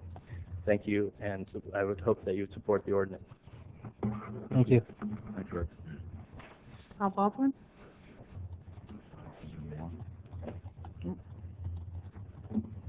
Al Baldwin, a concerned citizen of Galt, and you've heard a lot tonight about this because it is a city of character. And when you're talking about expanding how far you go to look for jobs, it's got to stay in Galt. 5 miles, 10 miles, you're hitting Lodi, you're hitting Elk Grove, you're getting closer and closer. They're only 5 miles away, so just stay with Galt. If you can't do that, we can't take care of ourselves. You're just going to keep going. It goes 5, 10, 15 miles, and it's going to go into another city. So if you're going to be in Galt, okay? Now, the other thing is I don't always agree with John Slaughterback on a lot of things that he's brought up, but one thing tonight I have to admit, since this is maybe going on the ballot, is that it needs more public input, more disclosure, more questions need to be answered. This has been here over a year now, and it was turned down once. If you're really going to push it this time, you need to get the public involved, because they're the ones that are going to be voting on it, and they need to have input. They need to have more information on it. And if you're waiting down to the last wire, it's not the time to do it then. They need to have input, and I agree with John that we should have more sessions like that. One thing that was brought up a year ago when Andrew Meredith brought it up was that there was 2,300 jobs in Galt, correct? Approximately. 2,300 unemployed workers. Well, unemployed workers that needed jobs, right? Jobs. And I brought up at that time, if you could have a list of what they do, I'd like to see it, and I think others would like to see it too, and if they're qualified on doing certain jobs. And not knocking you, it's probably unemployment down in Sacramento. You couldn't get it. No, I told you we could get it at that meeting, but it's going to cost the city of Galt money to acquire the information. Well, to have the state break it down into subcategories.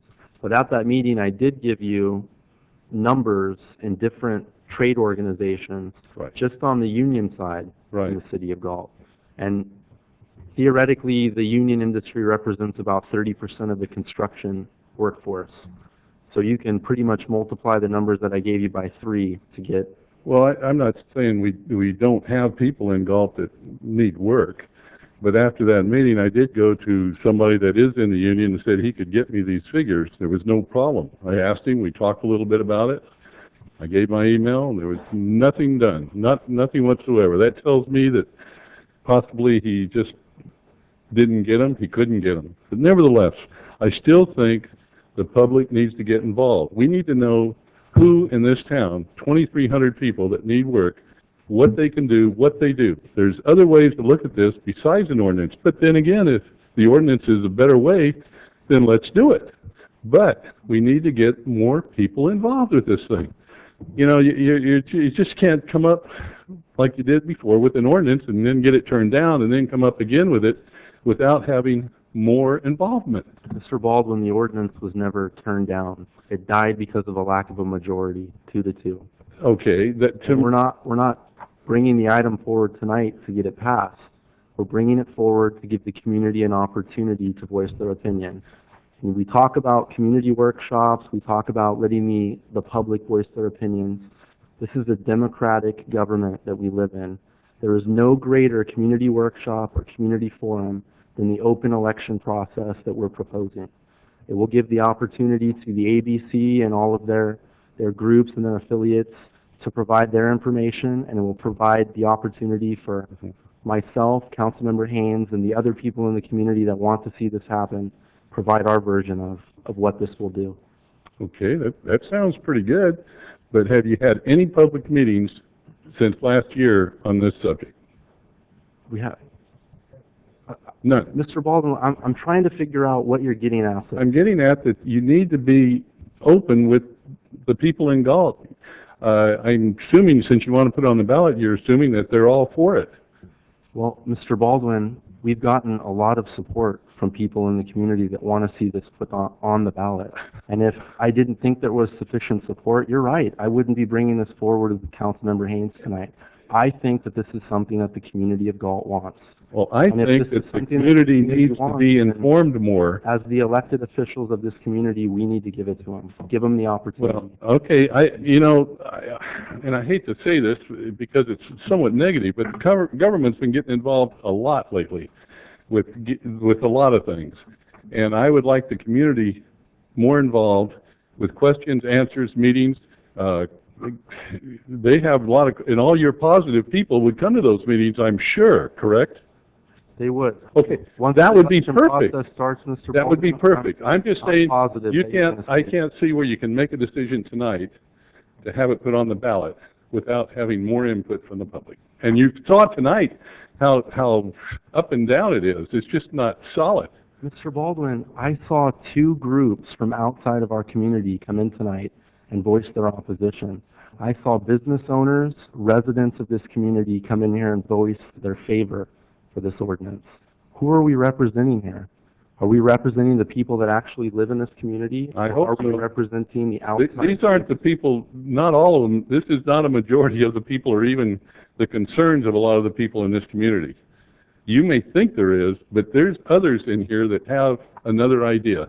And I'm just saying, be open, just have a meeting or two and see what happens. See how many of your people, I'll call them your people, show up, how many others show up, and see how much concern is really into this. If it is, then I say yes, go for it, but at least give them the opportunity. They'll have the opportunity during the election process, Mr. Baldwin. They will. Al, this is not, I just want to make a comment. This is not that complicated that it requires workshops. But even at that, I want to make a comment about these workshops.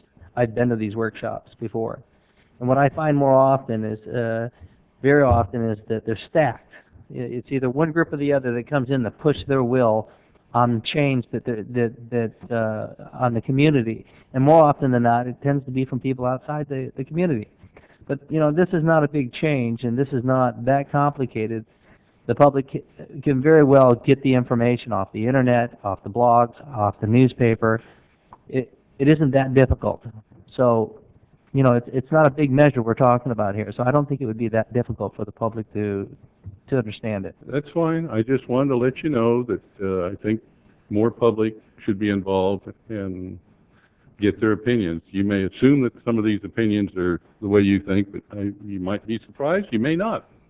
I'm just saying I think you need more questions and answers besides just tonight. I think the results would be best answered in an election on that But issue. it'll cost money anyway, and I just think we should be able to discuss it beforehand instead of jumping into it so quick. That's all. Since we brought up the money situation, Mr. Baldwin, thank you for your comments, though. I'd like the city clerk to clarify. We've got a few seconds, so guys, be nice to each other, please, okay? What did I do? What are you talking about? No, you kind of like shoved him off and said, thank you. Go ahead, I'm sorry. He wasn't speaking, Mayor. He was getting ready to turn around and leave. No problem. Communication is the key to everything, and that's why I'm wanting more of it. That's all. Thank you. Thanks, Al. I'd like our city clerk to clarify exactly how much this will cost the community if it's put on the ballot. Just estimates. The price is based, the cost is based on registered voters at the time. So my estimate would probably be between $1,200 and $1,500. Okay. And as Mr. Salton brought up tonight, I am prepared to waive my council compensation for the remainder of my term in office and the remainder of any term that I serve in the future in the city of Galt in order to fund putting this on the ballot. And if we just go up until November of 2010, it's roughly $2,700, which more than compensates the $1,200 to $1,800 that it's going to cost to put this on the ballot, according to our city clerk. So before we deliberate on the issue, I wanted to make sure that was perfectly clear.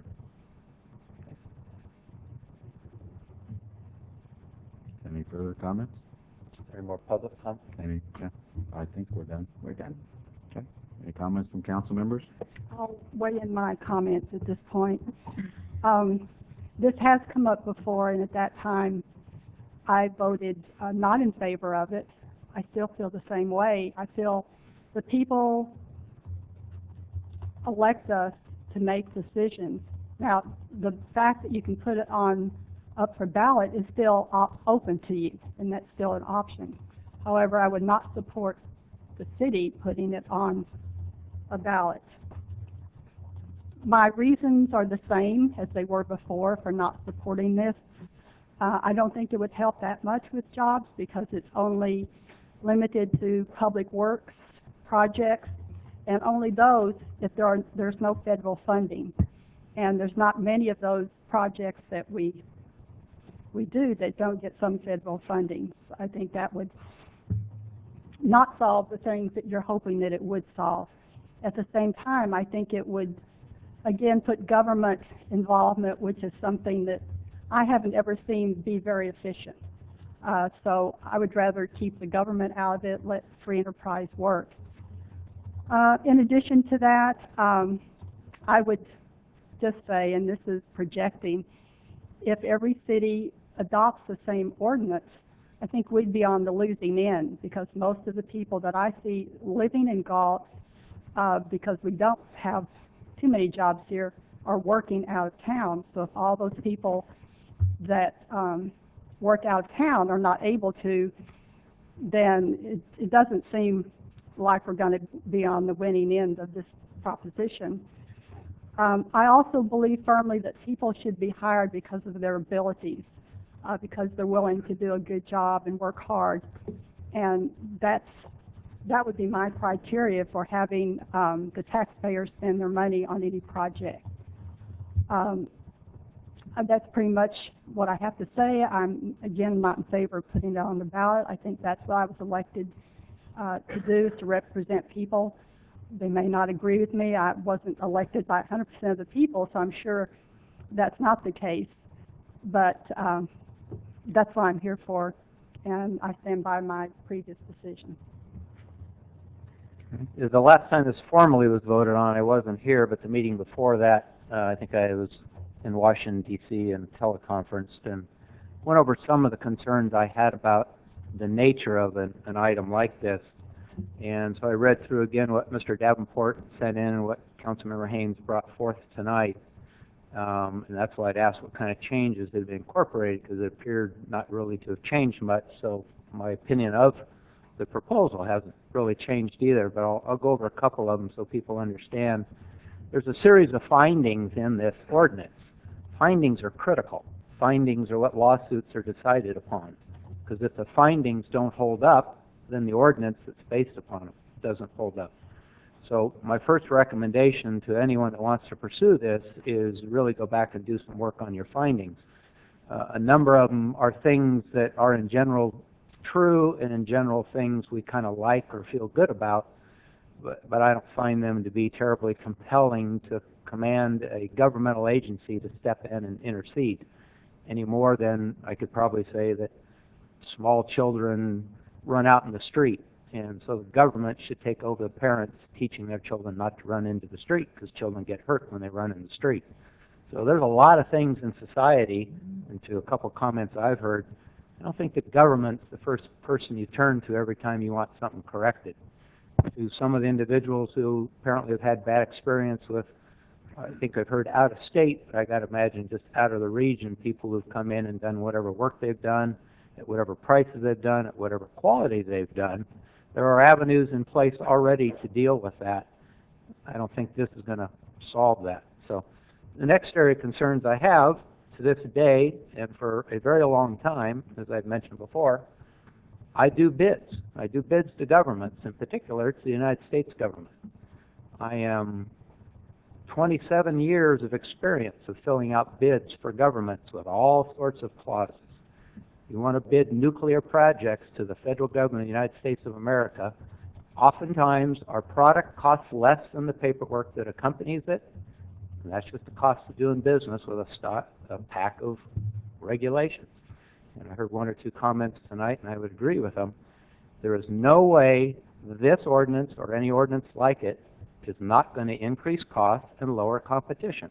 It's not going to make competition go away, and it's not going to raise prices 100%, but the two will occur. It has been my 27 years of experience. I'm uncomfortable with putting someone in a position of hiring people just to meet an ordinance or a quota, as opposed to letting them pick their best people to do the work. Now, I'll grant you, I have a personal bad experience with this. A competitor of the company when I was vice president of Holtz Rubber Company, 10 miles from here, 267 employees reported to me every morning. My job was to send them home every night, safe, unhurt, and still alive. And at a job site we were at in San Jose, 2 workers who came out of a hall, who did not have the level of training that our employees had in safety and other things, went home in a casket, dead. Now, that's a rare occasion. That is not the norm. I will never forget that the rest of my life. They were not my employees. They were not working for my company. But my people were on that same job site when those 2 people were killed because 2 unqualified people to meet a quota were brought into that plant because the contract said you had to hire so many people from the local union hall. That's just the way it was. I am not in current standing with the union. I've worked for a union. That isn't my issue. This is a badly crafted piece of legislation that I cannot support. I don't think a city government ought to get involved in it. If you're going to get involved in it, I would say you don't leave our city limits. If the overriding thing that I've heard all of you say is to get people in the city of Galt working, why are we going 10 and 25 miles out of town? We may not get anyone in our city working. Elk Grove and Lodi might get all our jobs, and we went through this for nothing. So there are so many things about this I don't agree with. However, we've heard about the democratic process, and we are not taking that process away from anyone tonight. Mr. Davenport and all the people who want this ordinance written the way it is, or an ordinance written a different way, have every right in the world to go through the process that's available to every single person and put this on the ballot. And that's what I suggest you do, because I'm sure you're passionate about it, and obviously you have some people who are willing to help you go door to door and get petitions signed, and I would move it forward. We aren't stopping anyone from voting on it. We're not stopping the democratic process. I will not choose to vote tonight to participate in this one, and I really don't want to spend staff time on changing a few words or whatever else, because I think the end result is not what you're hoping for. Sounds good. Whether you're, quote, a special interest, I noticed in my years up here, special interest is typically whoever's on the other side of what you want to do. I'm a special interest. I'm a special interest for me, my wife, my children, the employees who work for me. I'm a special interest for the city of Galt every time I go to Washington, D.C. and lobby for funds for our programs. I'm a special interest for our schools. I'm proud of being a special interest. Our employees are special interests for their groups. There's nothing wrong with being a special interest. I just get tired of someone always calling someone else it as if it's a bad thing. I hope everyone here tonight's a special interest for whatever your reason is. That's part of the democratic process. I don't care if you live in our town or not. You have a right to stand there and say what you say. We'll take the information and judge it accordingly. So I don't support the proposal. I don't support the city participating in this type of proposal. And I also am concerned about these types of things that keep limiting both local, county, and state governments on how they do business, budgets, and otherwise. And if anyone up here, and in there I hope, does not believe that half of the problem with the state of California is a variety of initiatives that have locked into law things that nobody can change in these difficult times when we need to be able to adjust, I think you need to go back and look at it. Our state, our schools, they have so many locked in place things, there's so little of the budget they can do anything with to solve the problems we're facing today. And it was because somebody with a well-intentioned initiative or a special interest with one got it passed. And I'm not going to help pass one more that I think ties the hands of our city to get the best work done at the lowest possible cost. And I do not think this will achieve the goal you're setting out to. I admire the goal you're trying to achieve. I don't have a problem with finding jobs for local people. I don't think that's our job to go this far into personal lives and businesses' lives, tell them how to conduct their business.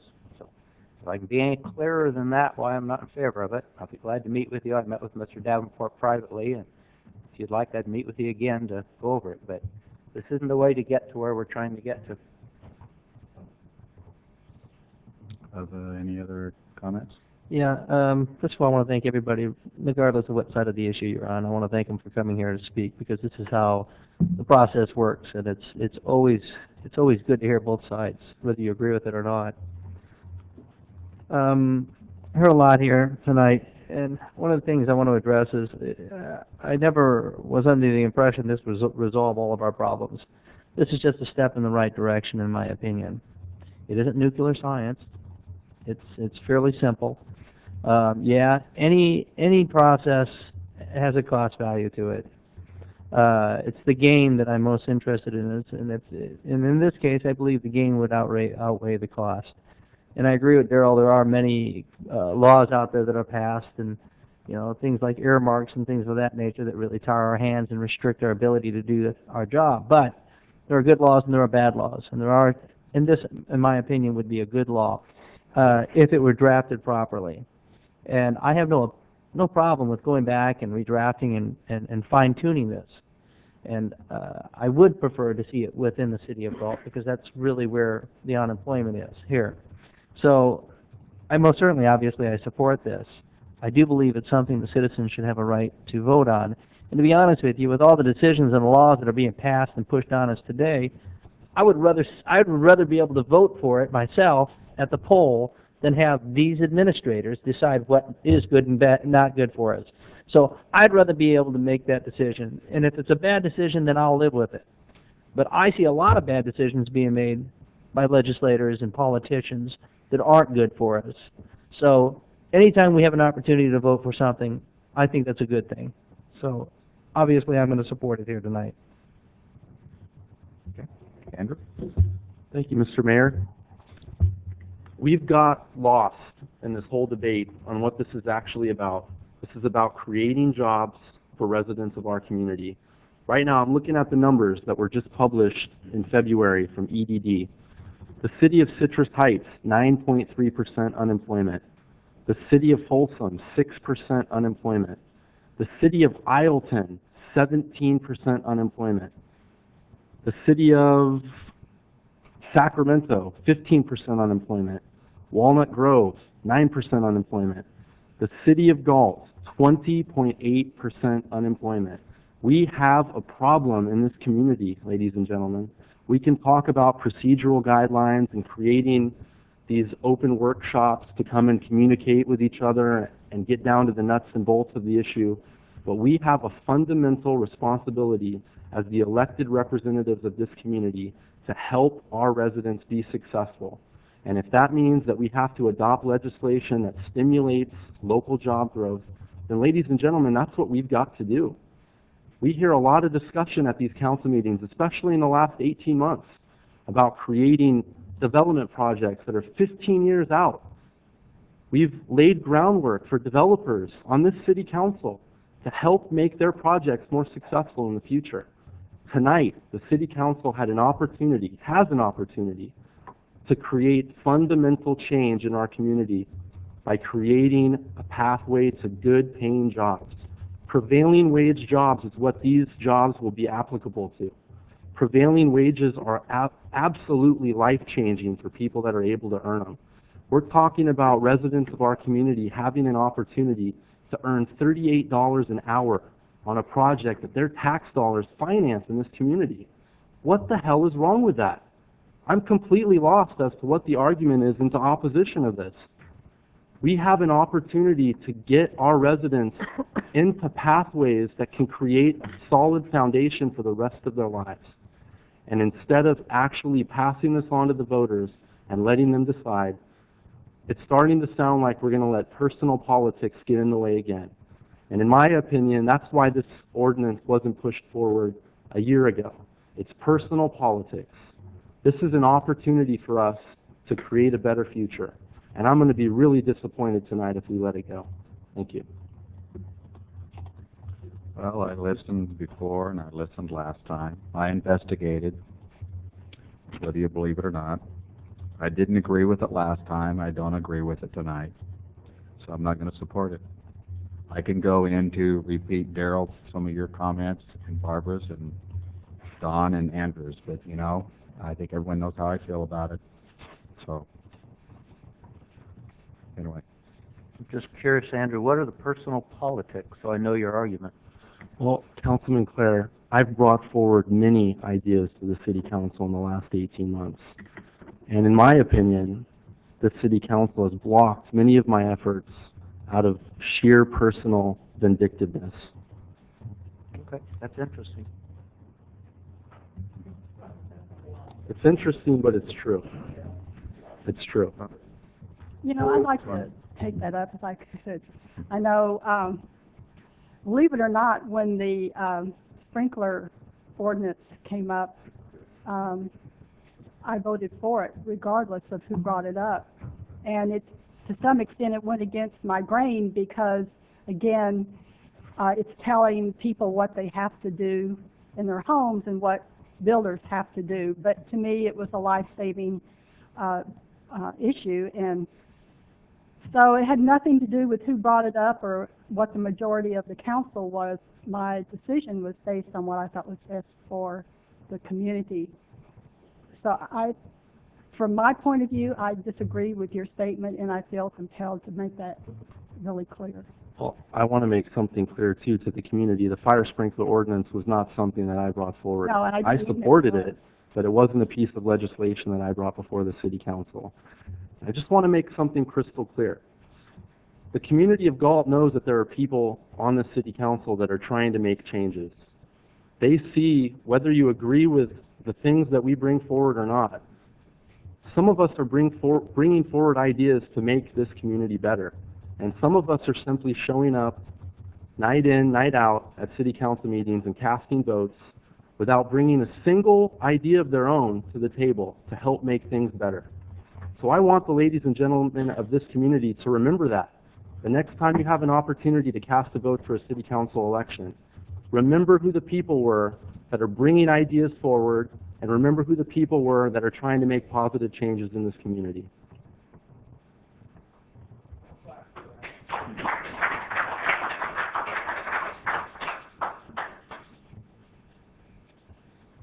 Just for procedural purposes, I would like to make a motion that we, the City Council of the City of Galt, place the local hiring ordinance not as proposed by Gene Davenport, but as I originally proposed a year ago, which I think was a fair compromise, which included a sphere of influence limit, our proposed sphere of influence limit, as the actual boundary line for being classified as a resident of the Galt community.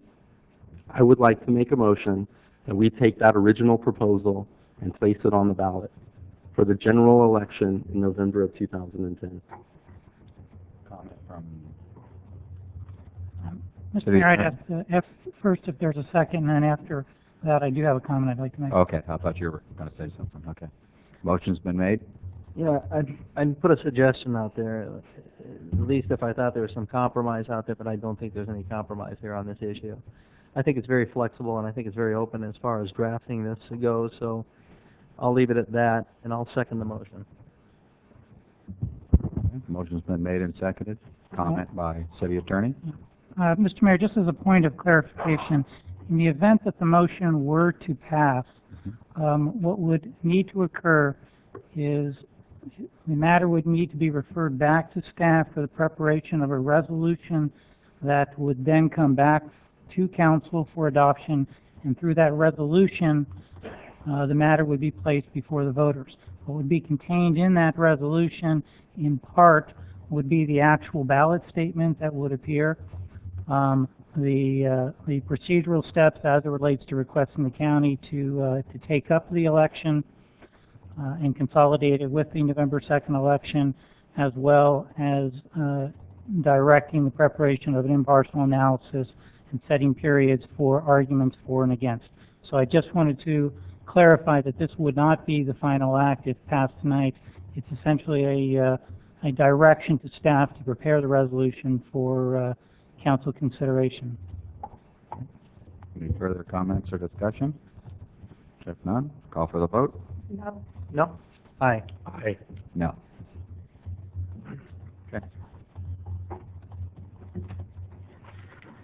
To Nicole, would you send us whatever you referred to in your comments?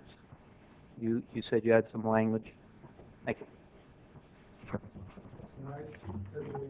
Next item. Next item, are we on city attorney? An ordinance Next amending, item, please. an ordinance amending section 2.16.070 of chapter 2.16 and repealing section 2.20.020 of chapter 2.20 of the Galt Municipal Code pertaining to the authority of the city manager to appoint and remove city employees. And staff report by... Mr. Mayor, council members, the item before you tonight. Hey guys, we have a meeting still going on, please. Gentlemen. Thank you. Steve. Mr. Mayor, council members, the item before you tonight is to consider some amendments to the municipal code. If you go into state law and review state law as it relates to city manager forms of government, what it provides is that all subordinate employees to the manager are hired, fired, and work at the direction and discretion of the city manager. And the municipal code does in fact follow that that standard with a couple of exceptions. The first is that there is a provision in chapter 2.16 that provides that any department heads that were hired by the city after 1992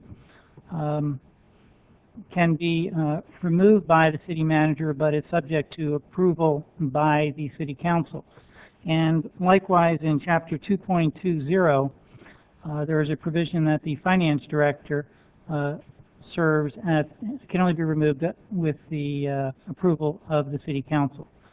So the recommendation this evening is that the city council consider removing those two provisions of the municipal code so that all employees, with the exception of city attorney and elected officials, would be appointed by the city manager and serve at his pleasure. Are there any questions that I can answer? I don't have any. I mean, I reviewed it, so. Comments from council? None? Yeah. Oh, sure. You didn't say anything, so I thought you weren't gonna. I guess I'd like to discuss how originally this finance director provision was in here. And in my mind, I'm thinking the person in charge of the money needs to be able to be unencumbered by, I don't know, too much supervision. Maybe that's not the right terminology. But I think that person needs to be somewhat protected because of the nature of her position. But I'm not sure why this was in there in the beginning. Is there any history as to how that was in here? I'd be interested to know the reasoning behind it. I'm sorry, I can't provide any background on that. I don't know if Jason, do you have any? I don't know how long it has been in the code. One thing I would like to say, as it relates to the various positions. There's a lot of department heads that serve at the direction of the city manager, but they actually have independent duties that are established by law that only they can perform, and in performing those tasks, they're governed in large part by state law provisions. I think another, in addition to the finance director, who in fact does have a long list of duties spelled out in state law, I think the police chief is another example of an official that has some very unique duties that he performs and reports to the city manager, but obviously the city manager is not in a position to actually undertake those duties. So I think the goal in a city manager form of government is that the manager is one of two officials that are directly hired by the city council, the other being the city attorney. And to the extent that there are items within city government that are not to the council's liking, that the communication and the dialogue should be between the council and that official, the city manager. And so I think part of the motivation to bring this forward is to clarify that the responsibility for city government as it relates to day-to-day operations starts and stops with the city manager. Okay. I was just thinking maybe there was some particular reason why they had been there in the past, and I was, excuse me, wanting to know what that was. There may be some reason that escapes me at this point, and that was the reason for my question. Any further comments? I mean, your question. I have a question. Are you done, both of you? I'm sorry. I am. Most other cities, what do they normally do? What's the standard out there? My experience has been that in most other cities, all of the department heads serve at the pleasure of the city manager. That the only two officials that the city council is involved in hiring and firing are in fact the city manager and the city attorney. I'm leaning toward I approve of this because, Jason, I really feel that you're going to be held accountable for anything that happens or doesn't happen. But I also want you to have the control and I want you to be able to have the overview of everybody in your departments answering to you so that you're getting a direct communication. Not that I have any issue with Inez, I don't, but I like that idea, so I most certainly will support you then. I think maybe I can make a few comments. I think, like Steve said, it's very unusual for the city manager not to have complete discretion over the people that he employs in the city.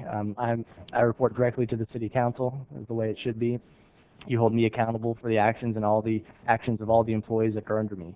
All the department heads report directly to me, and so if I don't have the ability to hire those individuals who I want to hire and fire those people that I think need to be fired, then I'm not able to do my job. And you expect me to deliver services for the community, and so I need to have the tools and resources in order to do that. I agree with you. I would like to add that actually this reinforces what we agreed upon on your goals. That's what I thought of when I saw it. I pulled it out again because it does. It reinforces it. Sorry, Darrell, I didn't mean to cut you off. I was just gonna, if there's nothing further, I will move the recommendation. I'll second. Motion's been made and seconded. Any further discussion? None? Call for the vote. Aye. Aye. Aye. That's 4-0. Okay. Next item. Next item is? City Manager's Office, appointment of City Attorney. Okay. We have a request to take a brief recess before we get on to the next item, if that's okay, Mr. Mayor? That sounds good. 5 minutes? 5-minute recess? Yep. Okay. We can stretch a little bit. We're recessed before. Oh.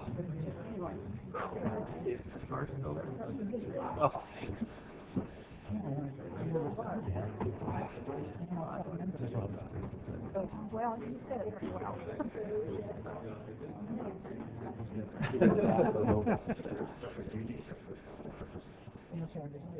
been doing any fishing? No. Been hail any fish yet? Yeah, north, south? Yeah.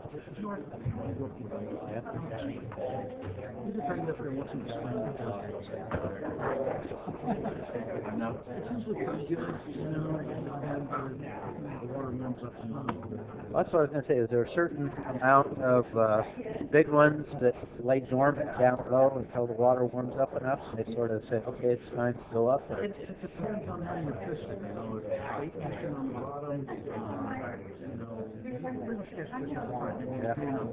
Yeah. Definitely within the line.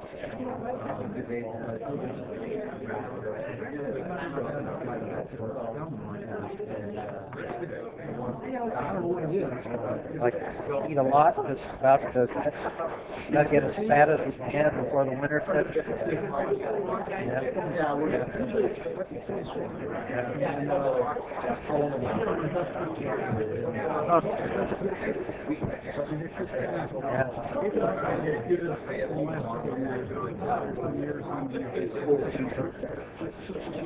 Never done much trolling. Never really done a lot of fishing. Love street fishing with trout. That's my favorite. Just never had the patience for it. I never thought I'd like the lake.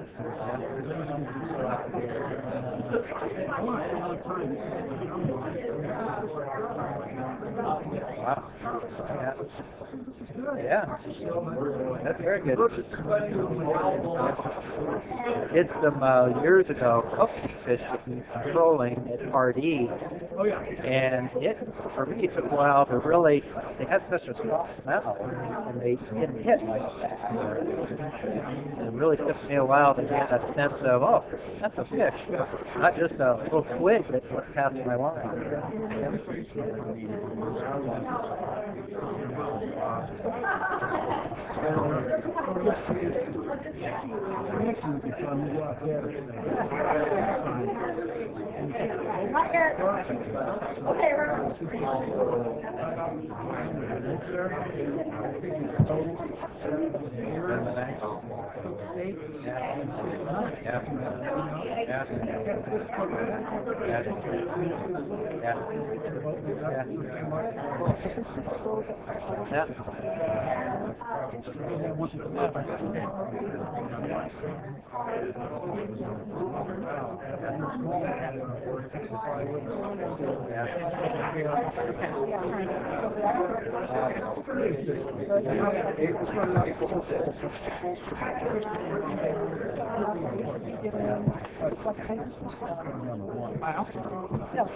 First decent pull and reel, I brought myself.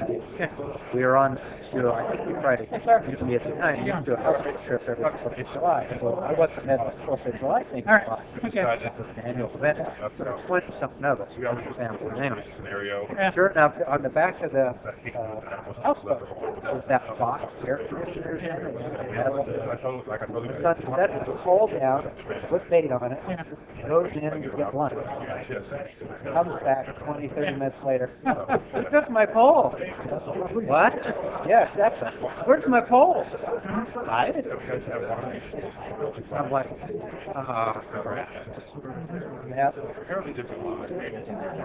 yeah. Start looking for this. You have your PowerPoint up? I thought it supported that as a public thing. Right. I want to make sure I don't have to power down. Okay. I realize Okay. that. I realize that. There's some. Yeah. Right. Thank you, Paula. Paula. Thank you. Yeah. And every once in a while, this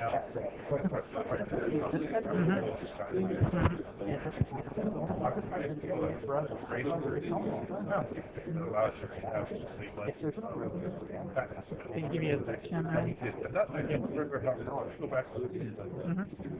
I got a copy, so I read there was no. Yeah. And I'm still behind. Yeah. I can a little wiggle from the side, okay. Okay, fine.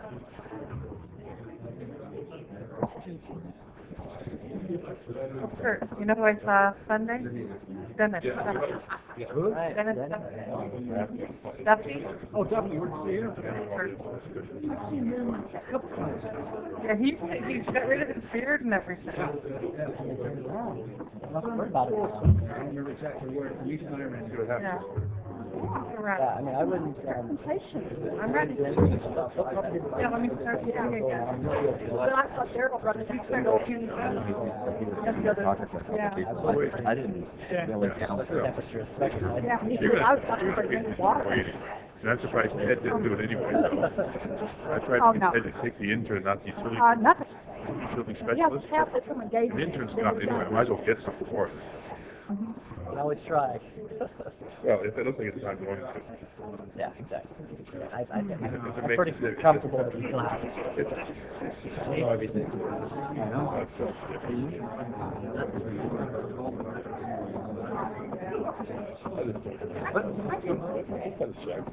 And these are, We already owe me a long week.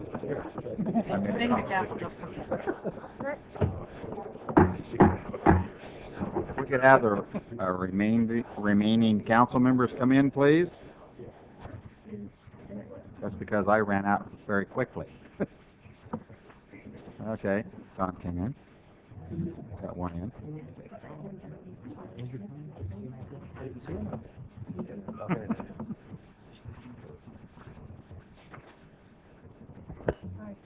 Well, I wasn't able to do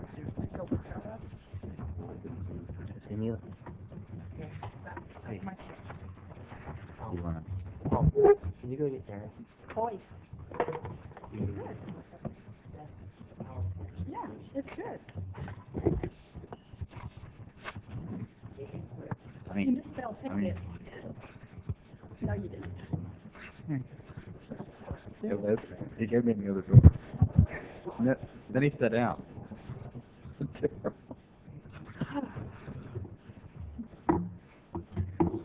Sure. Ready. Oh, I did that on purpose, because I saw you. Party. Okay, I believe we're ready. You ready? All right. Good Thank evening you, Jay. again. Welcome back, Mr. Mayor, members of the City Council. The item before you this time is the appointment of in-house city attorney. We as staff have been looking over the last several months about ways of improving efficiencies, changing the way we do things in order to save money and just deliver better value to the overall community of Galt. One of the areas of opportunity we identified was transitioning the conversion of the city's contract city attorney to an in-house city attorney. The city currently contracts with the law firm of Myers-Nave for all of its legal services, with Stephen Rudolph designated as the city attorney. Steve's been the city attorney for almost 2 years now. Steve is currently appointed directly by the city council. The city attorney and the city manager position, as we already stated, are the only two positions in the city directly appointed by the city council. Just to give you some perspective and history on kind of the city attorney position, where we've been as far as city attorney costs over the last several years. We took a look back over the last 5. We even went back further than that. But if you look really just over the last 5 years, we've been averaging about $325,000 a year in outside legal services. This last year, we spent about $390,000 on legal services. It ranges from about, I think, below over that 5-year period of time was about $310,000. But again, with the average about 325, and given the costs associated with outside legal firm, we knew it was an opportunity there that we might be able to get some better value to the city's resources if we could look at doing something in-house. So if you look at the number of hours of service we received for those legal services, and just take 2009 as the example, we received just shy of 2,000 hours of service for that $390,000, and that equals about $192 an hour for the legal services provided to the city. One of the things we've been looking at, obviously, is in all operations of the city, is ways to reduce costs. And so we have been looking at the city attorney and seeing if there are ways that we can reduce costs. there without going to an in-house attorney and just looking at opportunities as far as the contract goes. And the challenge that we've run into is the more we, in order to reduce costs, it means we have to not involve the city attorney in projects, which presents a risk to the city. We want to have the city attorney involved in the aspects of the things that we're doing, reviewing contracts, negotiations, all these things that the city could have potential liability for. We want to make sure that the city attorney is involved and active in those projects, and so it doesn't make a whole lot of sense in the long term to cut out those services to save a few dollars now. In the long term, the residents in the community and the city will not be well served by eliminating attorney services. So, having said that, by bringing the city attorney in-house, we believe presents some significant benefits to the community and the organization, without adding significant costs to the city in doing so. In actuality, we get a better value, and the cost and the dollar per hour goes down significantly. The hours of service increase significantly, and there's a lot of other benefits just having somebody here to be able to counsel staff and counsel on issues of legal significance to help keep us all out of trouble and keep us moving forward in the direction we need to go. I'll mention just specifically some benefits that I think the city will realize by having an in-house city attorney. A couple I've already mentioned. One is increased legal hours, significantly reduced overall hourly rate, increased risk prevention activities, which may result in long-term savings to the city, better control of litigation costs through direct city attorney involvement and management of each case, cost recovery from development projects, in addition as additional revenue to the city. In addition, the city attorney has extensive experience in areas that the city is very interested in, things such as redevelopment, economic development, housing, and so forth, that I think will be real beneficial, and he will be able to provide some assistance to the city in some non-legal areas such as these going forward. We all know that the assistant city manager that used to do some of those functions, that used to be me, that work has had to taper off somewhat. So Steve, I think the city attorney position will be able to fill some of the gap left by that position. So we began exploring some of these ideas, and we talked to the city council early on, and the city council, city staff have been very pleased with the services provided by Mr. Rudolph. And so we started to have discussions of whether he'd be interested in coming in-house and serving as the city's city attorney. And I don't think, and I can speak for myself, is that I would not be bringing this forward had it not been for Steve's interest in serving. I think Steve's done an outstanding job representing our city, and so that's one of the reasons why I think it makes sense, is because he is interested in serving as the city attorney here in the city of Galt. So the council appointed a subcommittee to negotiate an agreement with Mr. Rudolph. The city and Mr. Rudolph were able to come to terms with that agreement, which is presented before you tonight. Just a little bit of background on Steve. He has tremendous municipal legal experience. He's been in the legal profession for over 20 years in the field of municipal law, serving 11 years in the city attorney's office for the city of Folsom, 5 years as city attorney for the city of Folsom, 5 years as deputy county counsel in Sacramento County. He currently works for the Myers-Nave law firm as city attorney for not only the city of Galt, but the city of Colusa, Winters, Plymouth, and Rancho Murrieta CSD, and also serves as a redevelopment counsel for a number of other agencies. We believe that he brings a tremendous wealth of experience in the legal municipal law field to the city of Galt, and we'd be privileged to have him as a staff member here. The contract that we were able to negotiate includes the total in-house costs of bringing Mr. Rudolph in-house, including not only salary but benefits, training costs, legal research services, and so forth that go along with the position, is about $243,000 or $128 an hour if you look at the number of hours, about 2,000 hours that he would be able to provide. One of the areas that you look at when you bring in an in-house attorney is Steve doesn't know everything about every area of law, and so we would still need to contract out certain specialized legal services as we move forward. And our estimate is that in a given year, those costs are certainly going to fluctuate, as they do now, as you see, from $310,000 to $390,000. But we think a good estimate as far as what we might need on an annual basis is about $100,000 in outside legal services. So if you add it all together, you have the total in-house personnel costs, operating costs, as well as the outside legal costs. You're looking between about $318,000 and $378,000, which is the same range that we've had over the last 5 years. So we're able to bring in, Steve, with, like I said, minimal cost to the city. One of the ways we're able to achieve this is by using the existing executive assistant to the city manager position in my office to provide staff support for the city attorney's office. Typically, you'd have to add another staff person to provide support. We think we're able to do it because Jennifer was able to provide support to both Ted and I before, and I think she's up to the task of assuming the assignment of providing support to Mr. Rudolph as well. So that the city is able to realize significant savings by combining those functions of supporting those two positions into one individual.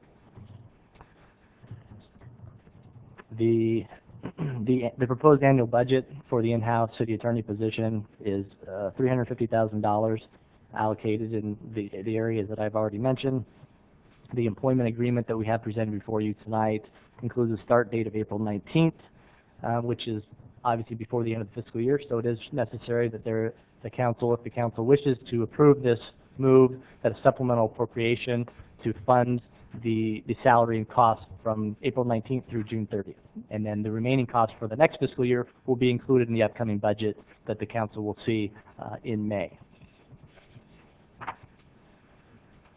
I think that provides a summary of the report. There are several different recommendations for the City Council, actually 4 distinct recommendations. The first is to approve the creation of the in-house city attorney position. The next is to approve the employment agreement with Stephen Rudolph, appointing him as the city attorney. Third is to approve the supplemental appropriation from April 19th through June 30th in the amount of $53,000 in expenditures and $5,000 in revenues. And then authorize the termination of the current city attorney services agreement with the law firm of Myers-Nave, direct staff to negotiate a revised agreement for a continuation of specialized legal services with the city of Galt. Having said that, I will turn the time over to the council, and I'm happy to answer any questions that you might have. Council? Just a comment, this isn't the first time the city has had an in-house city attorney. That's So, true. I just thought that was important to let people know we're not inventing something new. That's true. I couldn't be more in favor of it. I do think it's a nice touch you guys wore the same shirt and suit. Makes you look like a team already. Just got to get the ties matching.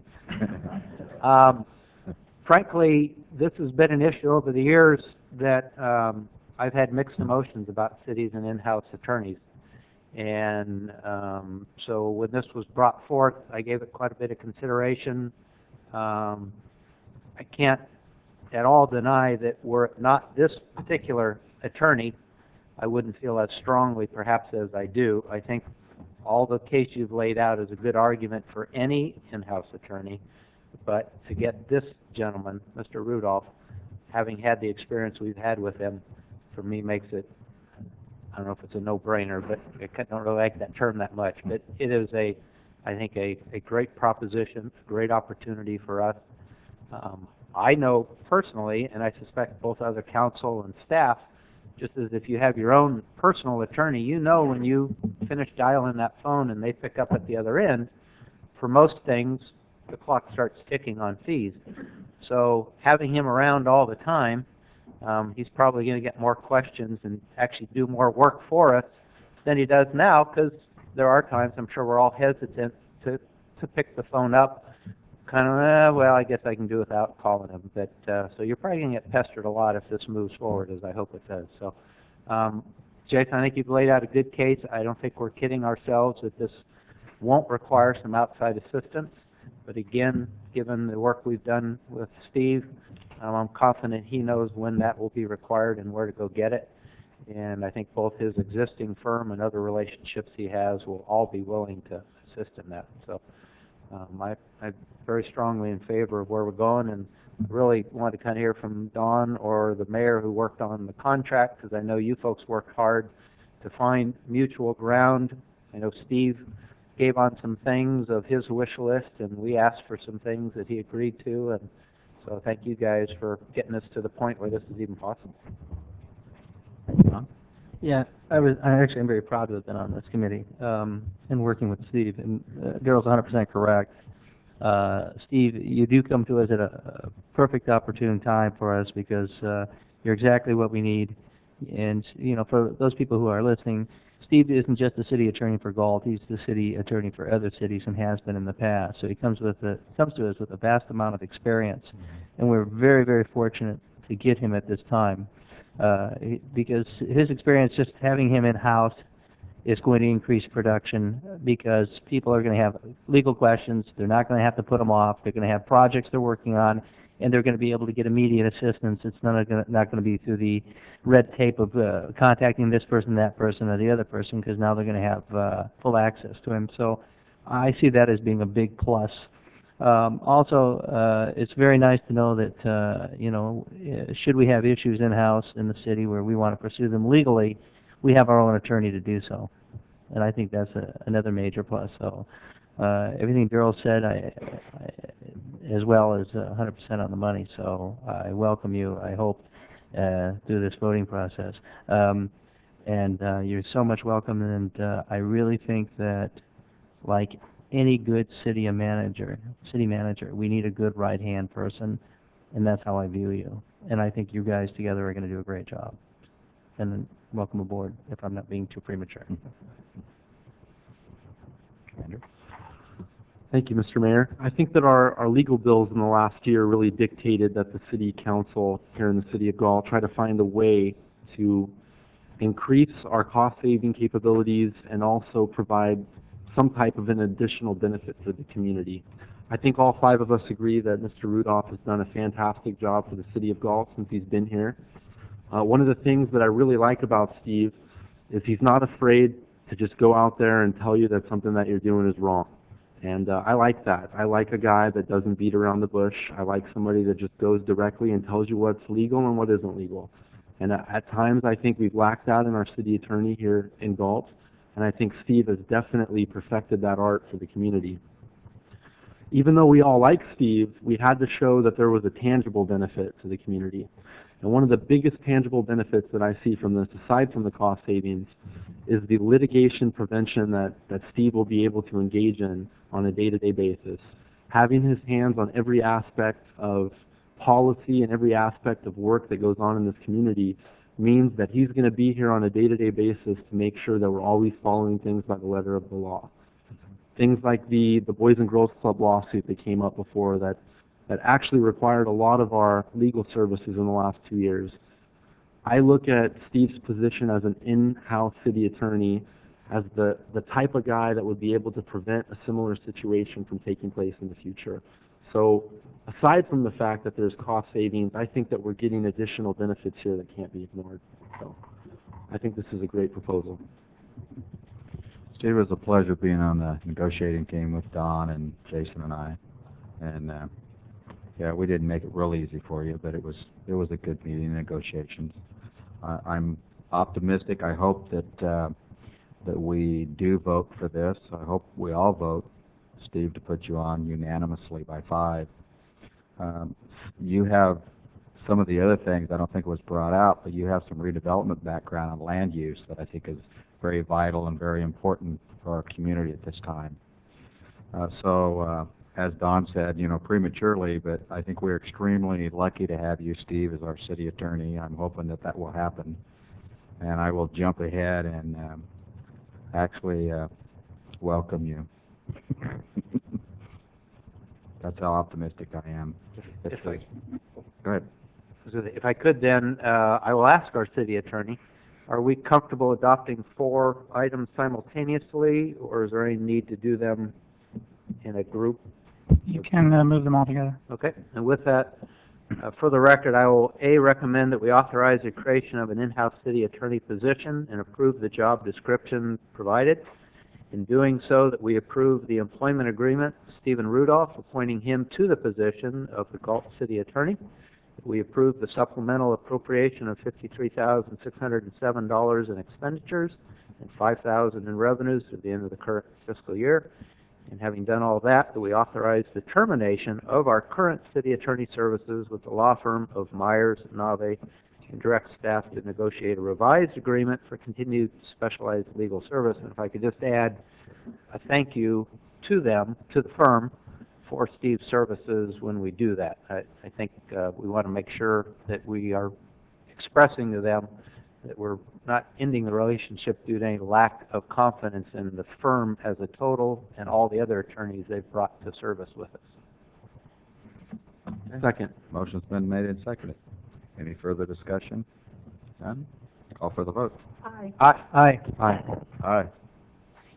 Welcome. Thank you. Mayor and council members, thank you very much. It's been an honor and a pleasure to work with you over the past 2 years, and I'm really excited about the prospect of moving forward on a full-time basis, and here's to many years of great lawyering and a great relationship. Great. Thank you. Good.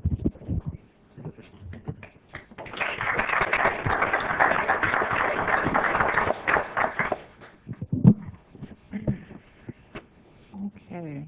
Next item. Next item, the group, Culture and Recreation Department Group Picnic Areas Usage Fees Proposal. Good evening, Mayor and City Council, and congratulations, Steve. This evening, Parks and Rec staff is recommending an additional, say, reservation usage fee for 6 additional group picnic areas. Presently, and before I turn it over to Troy for the PowerPoint presentation, presently we have 2 group picnic areas that are rented on our usage fees, and that's Monterey Park Pavilion and the Community Park Pavilion, and the other will be shown in the PowerPoint. But a concern when this was brought forward at the Parks and Rec Commission meeting a few months ago was that, say if a family was to walk up and wanted a picnic table, if you notice on the second page of the staff report, and also included in the PowerPoint, there's 9 locations that staff is not recommending a usage reservation fee. But at this time, I'll turn it over to Troy to go through the presentation. Hello, Council.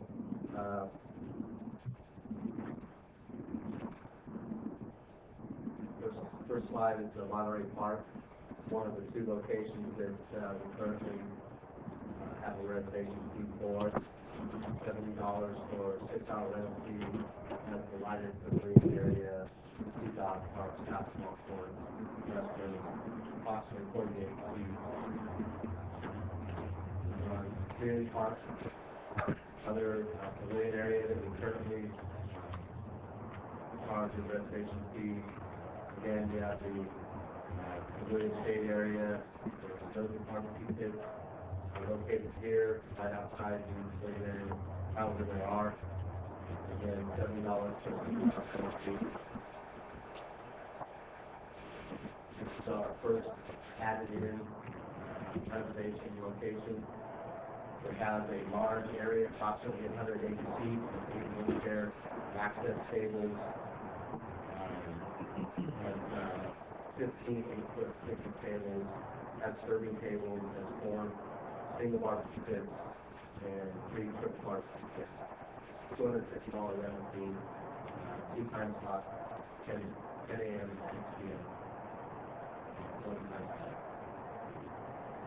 Canyon Creek has the shade structure, 5 6-foot picnic tables, 2 double barbecue pits, approximately 40 seats for $55 rental fee.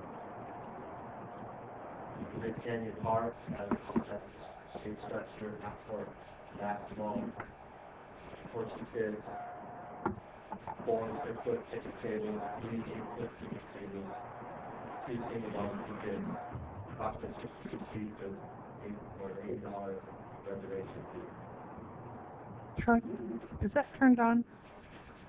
They're not picking up. Yeah, they're not. The complex number 2 location is the large shade area at the sports complex out at the park area. Has 6 8-foot picnic tables, 1 double barbecue pit, approximately 60 seats for $80 reservation fee. Meadowview Park has this shade structure area, has the baseball facilities, 2 different playground areas, restrooms, approximately 36 seats at $50 rental fee. Greer Park, the shade structure area, has 2 6-foot picnic tables, 2 4-foot picnic tables, 2 single barbecue pits, approximately 32 seats, for a $45 rental fee. These are the locations that have the first come, first served facilities. Roundstone Park has the shade structure area, 1 barbecue pit, open turf area, 7 picnic tables, 2 playground areas. Emerald Vista Park has the unisex restroom, playground area, and 3 6-foot picnic tables. McCaffrey Sports Park, located next to the McCaffrey School, has the 1 picnic table, baseball diamond, and playground area. Community Park number 3 has 6 first come, first served picnic tables. There are 4 around the walk area and 2 located over next to the horseshoe pits. Greenwood Tot Lot has 2 picnic tables and a playground area.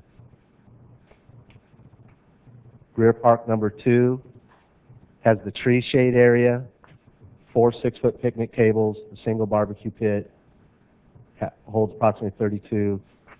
It's first come, first served, restrooms, playground area. Harvey Park has the 5 picnic tables with 2 barbecue pits, has a volleyball court and the baseball diamond. Complex 1, this used to have a shade structure on it. It's currently a CIP project to get to redo the shade structures. However, in this last year, the shade structures were deemed a little hazardous, and they were going to be about $3,000 each, just in materials to repair them. So we went ahead and removed them in hopes that when the CIP project comes about, there is funds available. What did you say the cost would be to build that, the shade structure? The shade structures in the CIP program, I believe, are about $20,000 to $25,000 each. They would be the metal shade structures that would last, wouldn't rot out. These were the wooden shade structures with the 2x2 slats. They're yearly replacements, yearly painting on the wood to prevent the wood rot. They were higher maintenance, so that's why we recommended going to the metal shade structures. Complex Park number 3 was the 3rd location where we removed the shade structure. Also has a CIP project in it.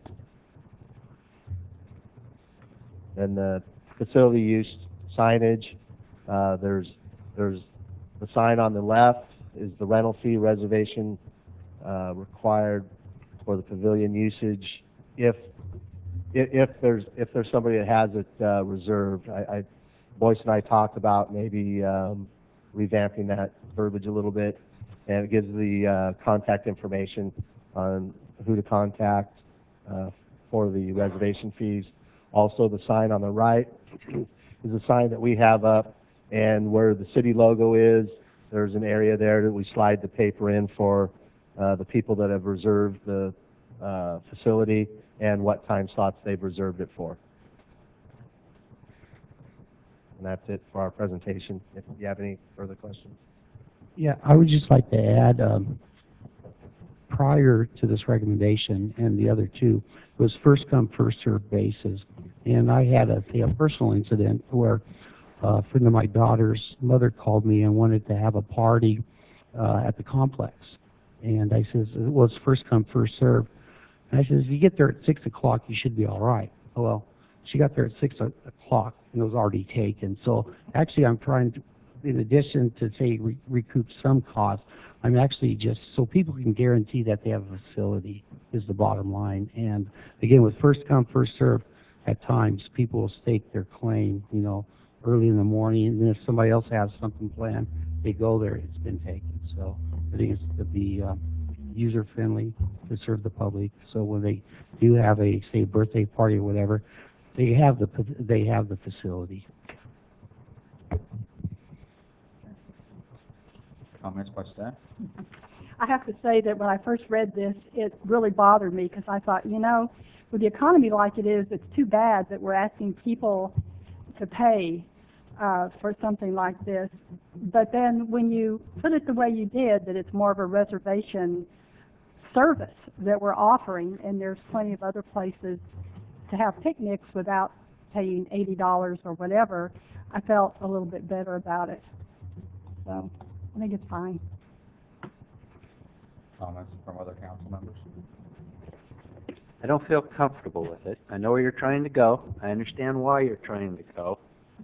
And I'm as 50-50 right now as I could be, so someone's about to convince me one way or the other how to vote. It's probably because of the economy we're in. It's probably because when you bought your house, odds are you paid an impact fee to build parks to begin with, and you're already paying taxes, and I'm sure you can get the general gist of my discomfort. I also understand, as you just said, somebody's planning, you know, their child's 5th birthday party, and they'd like to know when everyone shows up that there's somewhere to sit. So I hear you. So I'm waiting to see if there's any other comments that push me one way or the other. I'm a little uncomfortable, but I know what you're trying to do. Boys, before we move on, do we have any comparison to other cities? Do they charge for? Troy did the research. I'll turn it over to him. We got the rental agreements and fees from 5 other jurisdictions, and in coming up with the prices, what I did was go through and look at the amenities for each of the locations that they were taking reservation fees for, tried to come up with a general average, and then placed it through our park systems. I'd also like to say, maybe dissuade Daryl one way or the other, is that if you can get an apple pie from Ida. In several of the locations, we do have areas that we can take a reservation fee for and have open areas. It's a first come, first serve. So most of the areas we're not closing down to just reservations. We're offering an ability for people to plan certain functions that mean a lot to them or their family. Okay. I would just like to add, if you notice on the community park number 2, that large area behind there, a lot of people have been, say, approaching staff in regards to renting that, because at that cost, it's much more feasible than utilizing the Littleton Center. So people are looking for cost savings in that respect, and to say lock in the date, and a lot of it is just they just want to have a facility guaranteed, and when you come first serve, first come first serve, man. You know, I thought 6 o'clock was sufficient, but it wasn't. It's just, and they're utilized quite a bit. But Daryl, I understand where you're coming from also. So. Okay. A comment from Don. Yeah, I appreciate what you've done, and I understand where you're trying to head with it as well, but, you know, parks are intended for family functions. This is one of the least expensive entertainment that they can hope for. You know, I believe we should have a service, we should provide a service to the community for reservations, because I think that, you know, for people to get out there and try to fight over it, it's just, you know, it isn't fair to them either. I just can't support these type of prices. You know, $70 to charge a family to have a party out there for 6 hours. I'm just not comfortable with it. These are hard times. Yeah, I know. But yeah, I know. Even at that, my point is, even at that, to me, it's just too much. I can't support increasing the fees or that. I just don't see it. Not in these hard times. Or establishing new ones. Mm-hmm. Andrew? I think I probably fall into similar thinking with Daryl and with Don on this one. Yeah. To me, the taxpayers of Galt, you know, they funded these parks. They pay for the maintenance of these parks through their lighting landscape districts. Something that Don touched on that I think is really important. A lot of families, you know, these 2,300 people in our community that are unemployed, This is a cheap alternative to birthday parties at Chuck E. Cheese and birthday parties at even our local business, Magical Place. We're providing an opportunity for residents of our community to live within a really small budget. I think we've got a sufficient amount of fee parks right now, on a reservation basis. I think we just need to leave as many of these open as possible to first come, first served basis. I agree with Don and Andrew and Daryl. I understand what you guys are trying to do, but Continue with the two current facilities, delete those. what's the direction of council? I do think that there should be some parks that Yeah, are available well, for a reservation purpose. I wouldn't undo it. And I'm, whatever council, I'm looking at community park number 2 because there's so many tables there. If you want to put that slide up for other people. And as I say, because I am torn, between what you're trying to achieve and as Andrew and Don said, not taking it away from people who this may be the only way they can have a gathering. You've got, from your description, you've got 15 8-foot tables that can accommodate 180 seats. I'd be open to creating some of that, which would add a third capability for someone to reserve, because that leaves a lot of tables left. It's not like nobody's going to have a place to go. I don't know if anyone's even interested in that discussion or not. So, but I don't think I'd go any further than that. The other parks, I don't think are big enough that you can reserve one table and leave one. That's, to me, that's the only area that is so big, there's so much of it, that if you set some part of that aside, that would accommodate most people's birthday parties. I don't remember having one for my kids. I needed seating for 180, luckily. So, but I don't know if anyone's even interested in looking at that, or if you just want to go as it is. I'd leave it alone. I don't think it's that much, there's not a lot of benefit there for putting that out there, for me, in my eyes at least. I just can leave it alone and as is, because I'm comfortable with that. Okay. But I just don't want to do anything more that's going to impact the community. All right. There's my 51%. No pie. No pie. Just went past this. Okay. Thank you. So, Next item. got direction? I assume there's not a motion. I didn't mean to cut off No, debate. there wasn't one. It died unless there is a motion. If not, go to the next item. Okay. Public Works Department, Public Works Administrative Staffing. Good evening, Mr. Mayor, members of the council. Again, congratulations, Steve. I look forward to causing you all kinds of heartache and grief and get you right in the thick of things tomorrow. What time do you start? It's not tomorrow. 7:30. April 8th. I'll call you anyway. The next three items before council are requests for staffing adjustments within the Works Department. The first is a resolution creating the classification of a supervising administrative assistant. The second is a resolution creating the classification series of administrative analysts 1 and 2 and the senior administrative analyst position. We're asking that you approve the addition of the administrative analyst position within the Public Works Department. And the last request is that you approve the addition of an office assistant 1-2 position within the Public Works Department. Public Works Department is the second largest city department. We're a full service department, which means we have administration services, technical services, water, wastewater, storm drain utility services, transit services, engineering, development services, central shop, and street maintenance. Over at the MSC, where we're housed, we have 4 engineers, utility superintendent, a street superintendent, transit coordinator, 5 engineering support positions, and engineering intern position. This is all supported by just 3 clerical staff. Over the last few years, there's been a substantial increase in the amount of public works day-to-day tasks. This is due to several factors.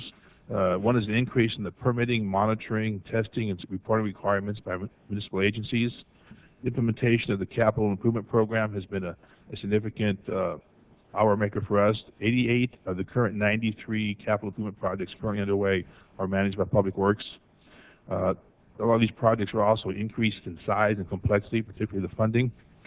There's also been grant applications and reimbursement processing has become a huge thing for us. There's also been some redirection of workload within the city departments. While my staff is doing its best to keep up with this workload, two areas have come out as we're in dire need of some additional resources. The first is administrative support, and the second is fiscal management processing. As in response to this, we're bringing forth these three recommendations for you tonight. The first is for the supervising administrative assistant. Currently, my administrative support staff consists of an administrative assistant, an office assistant 3, and a part-time office assistant 2. All three of these positions report directly to me as the director. I have a total of 8 positions that report to me, and this often results in an ineffective span of control. I'm somewhat of the bottleneck that everything has to go through. In order to help free up some of my time, we're asking that council approve upgrading the AA position to a supervisory position. Currently, her job description does not allow for a supervision of the other clerical support. This will allow me more time in my day to focus on the other issues of the department, create better efficiency, to do strategic planning and project delivery. The second item for council tonight is a request for an office assistant 1-2 position. This should be a new position within the department. The most recent office assistant was hired back in 2002. Since that time, we've added 5 full-time positions and 1 part-time position. This has created over 11,500 hours of additional production work with no increase in support services. The administrative workload is beyond the current capacity of staff. We simply cannot keep up with the current workload at a desired or a reasonable quality level of service. Our current budget includes a office assistant for 24 hours a week. We're asking that this position be made full-time. The majority of this time will be spent supporting the streets and utilities divisions. They'll also be doing frontline customer support. They're the one that take all the phone calls and all the complaints from the customers, doing record keeping, processing requests from the public, filing for all the CIP projects, and also assisting all the engineering staff with their CIP projects. Last but not certainly least of the positions is a new position of an administrative analyst. When we started the capital improvement program and the adaptive planning process, we will all agree that they have been substantial tools in helping us manage our projects and establish our budgets, but they have created an additional amount of work, particularly for multi-funded or grant-funded projects. As part of that, and then the council back in 2005 approved the transit coordinator position. One of the tasks of the transit coordinator was, in addition to managing transit services, was to also help us navigate the ocean of grants, what I call the color of money, between all the state and federal funding sources. They all get lumped into one account. We have a lot of difficulty keeping track of those.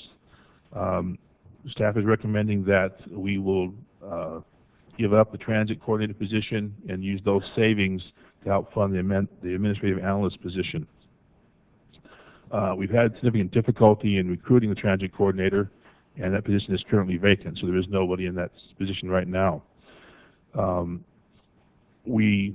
In the absence of anybody to do this, my admin assistant has attempted to step up and for quite some time has carried the majority of the load doing budgets and helping to process the fiscal instruments of the capital improvement projects. This, unfortunately, though, has deferred her from doing her main assigned task, which is supporting me in the proper management and running of the department. We're asking that council approve a administrative analyst position for us. One of the biggest issues that we have facing us right now is grant processing. In the past years, we have the number of grants and the dollar amounts that we have to get reimbursed has increased substantially. Right now, we're looking at about a $4 million backlog in grants, reimbursement requests. This is money that the city could get back in if we just have time to do the invoicing. From 2002 to 2006, we averaged about $500,000 in grant processing. And in 2008, this was about $1.5 million. And in fiscal year 2009, it was $2.4 million. For the current year, we estimate about $6.8 million. So the amount of money that we're having to process and get reimbursements for has gone up dramatically. Now, the good news is it means we're spending somebody else's money, but it just takes an awful lot of staff time to process those invoices. We're requesting a single position for the administrative analyst. although we are bringing forth a whole series for council approval, so this position could be used for other departments sometime in the future. The intent of this analyst position would be to take over the majority of all of the fiscal aspects of the department, from being in charge of the preparation of the budget, of course with my approval, working with all the engineers to do the capital improvement management from the fiscal end of their projects, processing all the day-to-day budget change form, POs, requisitions, and all things fiscal for the departments. The city manager has also indicated a preference that he may defer or transfer solid waste services to Public Works the next budget cycle. And if that happens, then this person would also take on those responsibilities. There is a direct fiscal impact, of course, associated with additional positions. The specifics for each position are included in your agenda package. I'm not going to go through them all, except to say that I realize that bringing this to the council tonight, we're talking about furloughs and employee concessions, is not the best timing. But that's somewhat indicative of why it took me so long to get it here, because I don't have enough help. But in terms of the actual cost, we're giving up the transit position, which just about equates to the cost of the administrative analyst. Also, through the abatement process or direct charge of these positions to the various funds, there's almost a negligible hit to the general fund, which is all of the things we talked about earlier tonight, all the concessions by the unions and all of the furloughs are saving about $500,000 over the course of the year. By comparison, this has a net impact to the general fund of $1,600 per year if you approve all three positions before you tonight. So we're asking that council approve the positions as recommended. And by way of alternative, I want to remind the council that all three recommended actions are independent. You could approve one position but not approve the other two, or approve any combination of them that you'd like. I want to thank Paul Islas for her help in developing the job descriptions and the salary classifications.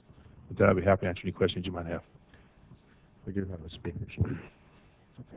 While our speaker's coming up, I'll ask a question. John, did you want to come up and speak? Mr. Halliday, on the proposed cost share for the administrative analyst, just a technical question. The three L&L districts that are listed, why does the L&L district number 3 have the 3% cost share instead of the 2, like the northeast area and the west side L&L? Because the costs in administration of the northeast and the west side are fixed. Those costs do not change. The district number 3, every year we go back and we change the assessment for that district. There's also additional properties that would be assessed for that, so there's more work associated with that district. Okay, thank you. John? Mr. Slaughterback? John Slaughterback, I live in City of Galt.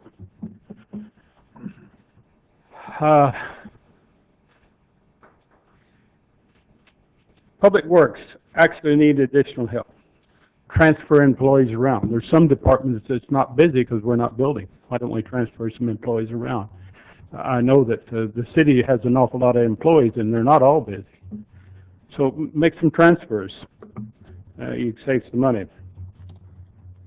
Public Works has just finished the biggest project that I think that they will ever have, and that was the loan for the revolving fund loan. And it surprises me now to hear that we want to put more people on. Another thing that bothers me is the city manager's name is not on here approving this. I don't think anything should go before council without being approved by the city manager first.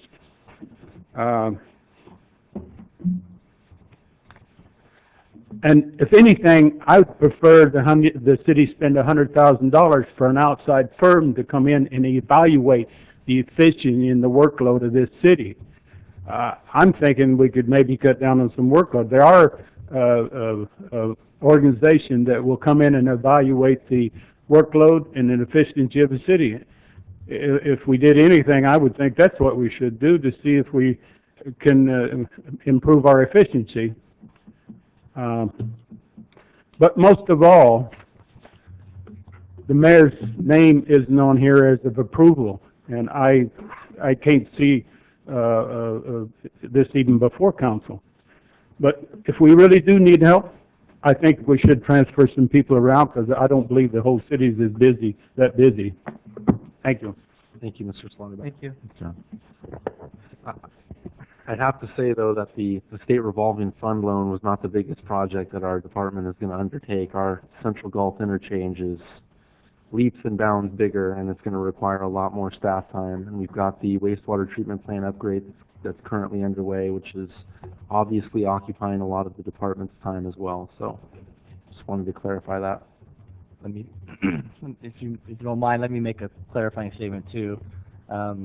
I do approve, or I'm recommending these modifications to the city council. I think they're in the best interest of the city, and looking at the department, looking at the workload that is this public works undertaking. It's a tremendous effort. Our capital improvement program is more aggressive, more active than it's ever been in the history of the city, and in order for us to do our job properly, in public works, for them to do their job properly, they need to have the tools and resources in order to be effective at what they do. And I struggled on whether to recommend it, whether to bring it forward, understanding the sensitivities with the furloughs and other things that the city is going through. And certainly it's not a time to be adding positions. In actuality, we're not adding positions, we're just modifying a few things. But the reality is, the reason for the furloughs and the other cuts that we're making in the organization are primarily because the general fund has experienced significant problems. Sales tax revenue, property tax revenue, and the fact is that these positions have very minimal, $1,600 a year impact on the general fund. So the move or the recommendations tonight really are not related to the other changes that we're making within the organization. Regardless of whether you decide to approve these or not, we're still going to have to go and make those difficult decisions down the road on the general fund. And this decision on these items will not affect those other decisions we're making on the general fund related positions in the future. Thank you. Any other comments from council? I have comments. Barbara. It's my turn. There's no doubt in my mind that these suggestions are not good and needed. My concern, I guess, is my fear of the future and what might or might not happen. I know we're possibly looking at more cuts and deeper cuts in the future if our economy continues to go in the direction it's going. We're not even sure if it's going to stay where it is, if it's going to stay flat. We have hopes that it will get better. But it's that unknown that makes me concerned about approving this at this time. You know, if we had time to kind of wait and see which way the economy is going, I'd feel a whole lot better. But with the possibility of layoffs or further cuts in the future, I'm really concerned about this at this time. And I know it's the impact to the general fund is not terrific.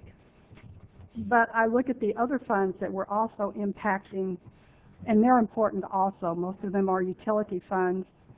And the other thing we're trying to do is keep the fees down to the public at this time because of the economic situation. You know, interestingly enough, I had the same thinking that Mr. Slaughterback had, and I don't really believe there's any department that has a lot of excess help. But I'm wondering if parts of your problems or your needs could be distributed to some of the other departments on a temporary basis and to give us time to see which way the economy is going. Again, there's no doubt in my mind that everyone deserves what you're suggesting and they may get it. But my concern is just, I don't know where we're going in the future, and I would hate to add employees only to end up in a few months having to lay people off. But I'm still listening to what other people have to say. I haven't totally made up my mind. Well, let me see if I can help you. It's your turn, huh? It works for you. Yeah. I know you folks brought this forward with the concerns you've mentioned about timing and everything else, which reinforces for me how deeply you believe it's necessary, because it would have been easier to wait, so to speak, to a more comfortable time to do it. And I agree with the analysis you've done and the need for the changes. You were a little vague. I just want to make sure if we approve this, we already know Ann's in charge anyway, but you don't actually say that the current employee moves into the newly created position. Unless I miss it, you only say we're going to create a new position. So if you can clarify for me that who are you going to put in this newly created position, item number 1. You're asking us to create it, but you haven't actually said if we're putting a new person in the newly created or who you're moving forward to your supervising administrative assistant. Well, that is possible will be Ann, but I believe that's really the call of the city manager. Okay. I'll put Jason under the bus. And if it's uncomfortable to continue this discussion, that's fine because it's a personnel matter. But are you looking at this open competition, or are you intending to move? No, our intent is that Ann would be okay, because the that supervising administrator. All right. My support for this measure rests on knowing that because I know what I'm going to be getting, so to speak. She runs all of us really when we get down to it. So she's excellent, and I just want to make sure that I understand what's happening. So I would be very happy, and if Jason, like, it's already same thing would happen with the part-time office assistants, the oldest employee, not oldest tenured employee. Sorry, Brian. In not an age. In the administration section, she knows more about what's going on than anybody else. It's our intent to move her over. The administrative analyst position would be an open recruitment. Right. Okay. So to the next 2 points, I'm fine with number 2 for the same reasons I'm fine with number 1. So to number 3. I think it's the best way to go, and I think, again, you believe a lot in it, not just a little, or you wouldn't have even brought it forth in the current climate. And to Councilmember Payne's concerns, which I agree and share, but given how fast just the things I see at SACOG on the ERA funds, and you and your staff just sent me an email that I took to SACOG recently, and we approved guidelines for how the next ones are going to move forward. There are opportunities we don't want to miss because there just isn't time to fill out the paperwork. Whether it's a grant fund or whether it's a SACOG or anything else, it would be a shame that we're making choices. Well, that would be a good one, but we just haven't got time to get the paperwork and the support documents and everything else. So I understand the need. And in the analyst position, and if I'm not wrong, when I remember Jason's resume, part of the reason I believed in bringing him forward was you had done quite a bit of the analyst work in your previous position, correct? That's what I was before. Yeah, exactly. So I think there is a great need for that. And my faith in analysts, having worked particularly at SACOG and at the Air District, has been from now having years of seeing the type of work they do and the importance of the work they do, quite frankly, to help me as a policymaker who doesn't have the time or the skills to do the analytical work they bring forward to us and try and cipher it all down so we can make a policy decision. So for those reasons, even in the economy we are in, I support all 3 of your recommendations, and particularly because of the 2 people who are affected. Comments from other council members? Yeah, Greg, Daryl said it quite well, and because the impact is so nominal, it makes it that much easier to make that decision. So I'm not going to rehash what we've already heard. Comment? Yeah, we're talking about a net impact to our general fund of $1,584 total. And I think that the community is going to be better served by us making this nominal investment. I think Greg has a really difficult task over in the Public Works Department. There's a ton of work going on. There's a ton of work projected for the future. I really think it's important that he's dealing with a full hand of cards in the department, and I think that we're giving him that flexibility by making this investment. Okay. Well, with that said, is there a motion on the floor? I'll move the staff's recommendation for all 3 items to adopt a resolution creating the classification of supervising administrative assistant, to approve the change from part-time to full-time of the office assistant, and also to create the administrative analyst 1, 2, and senior analyst, with the transit coordinator kind of going by the wayside as we discussed. Motion's been made. I'll make a second. And just so Ann can clarify, where do you reside, Ann? She's a resident of the city of Galt. There you go. Money well spent there. And Brian has to do. Got two more, John. You got one, fine. Two. There we go. Okay, any further discussion? If not, call for the vote.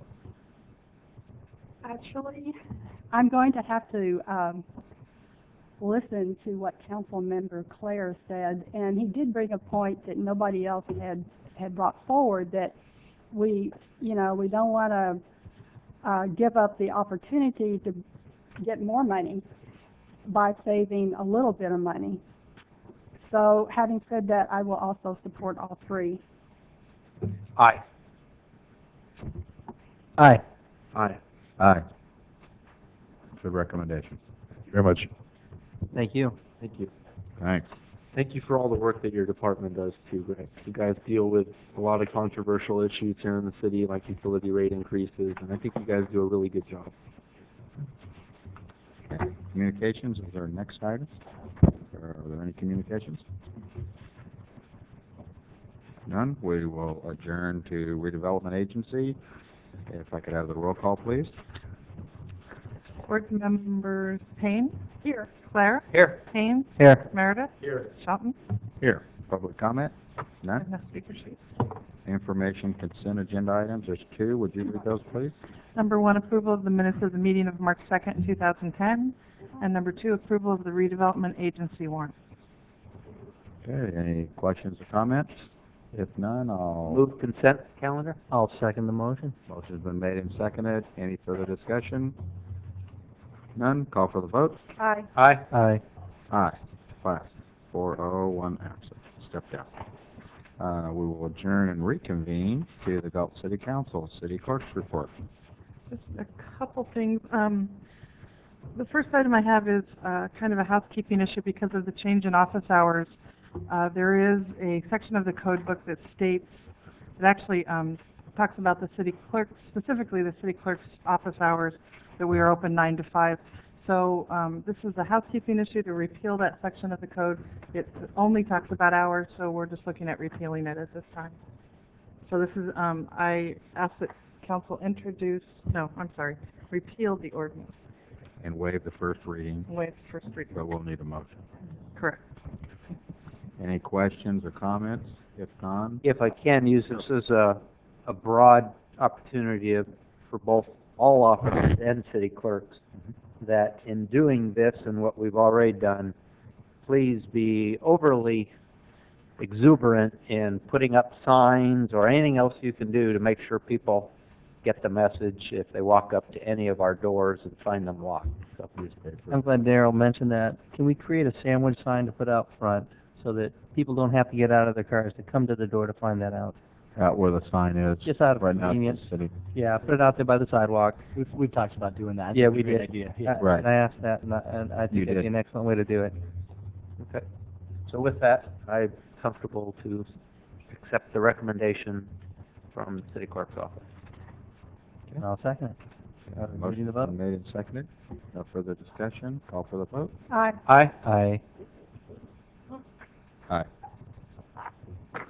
Staff comments? Actually, Oh, I have sorry, you had a couple other items? I have a couple reminders. The Commission on Aging meeting will be held in the California Room on March 25th at 5:15. There is a special planning commission meeting Thursday at the Shibuya Community Center at 6:30. Offices will be closed on March 31st for Cesar Chavez Day. The Galt City Council Youth Committee will meet at 6 p.m. on April 5th in the City Hall Community Room. That brings us to our next council meeting. I also want to let you know you guys have census mugs in front of you. Everybody should have their questionnaires in the mail. Yep, that's it. Where's my mug? I don't have a mug. I have mugs now. Tomorrow at the department head meeting. Census We are moving forward. With the seniors are going to get all of the mugs. The Meals on Wheels people that can't get out of their homes are going to get some census bags with mugs, and we're really trying to get the word out now that the questionnaires are there. We actually have not a city staff member, but a census staff member that keeps office hours here at City Hall, Monday, Tuesday, Thursday, Friday from 11 to 1, if anybody needs help filling out their questionnaires or anybody has questions. Well, I think of all the questions that person's going to get on the Fridays, we are closed. Oh, right. That doesn't start for a little while. Okay. And I think that's all. Thank you. Okay, now we'll go to comments by staff. Here, would you pass this to Jason? I feel a little left out of here. That's all right. Just wanted to report that attended the National League of Cities Conference last week. A very productive meeting with Councilmember Meredith. Went to a number of workshops and so forth, and spent some time with our Congressman Lundgren and his staff, talking about a lot of different issues. The city, of course, is disappointed that they're not moving forward with earmarks for any entities, governments or for-profit, non-profit, doesn't matter. And so, while we express our appreciation for all the support that the Congressman's given us over the last couple of years and the success we've had in getting funding for our wastewater treatment plant and central interchange, we did express some disappointment that that wasn't continuing the next year, and he assured us that it's a one-time, one-year moratorium on it that he's looking forward and supports earmarks in principle, and that he'd be looking to support the city on requests in the future. So, that's it. Any other comments from staff? You don't dare now that you can fire them all.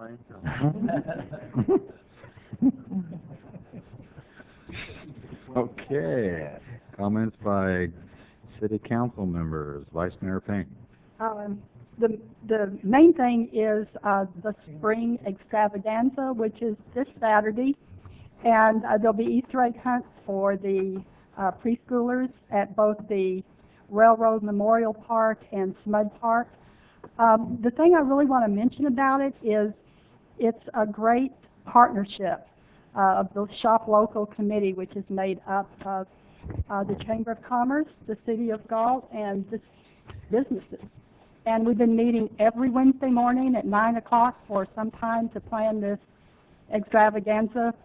One of the interesting things is the Sunrise Rotary has challenged the Noon Rotary to an Easter basket race.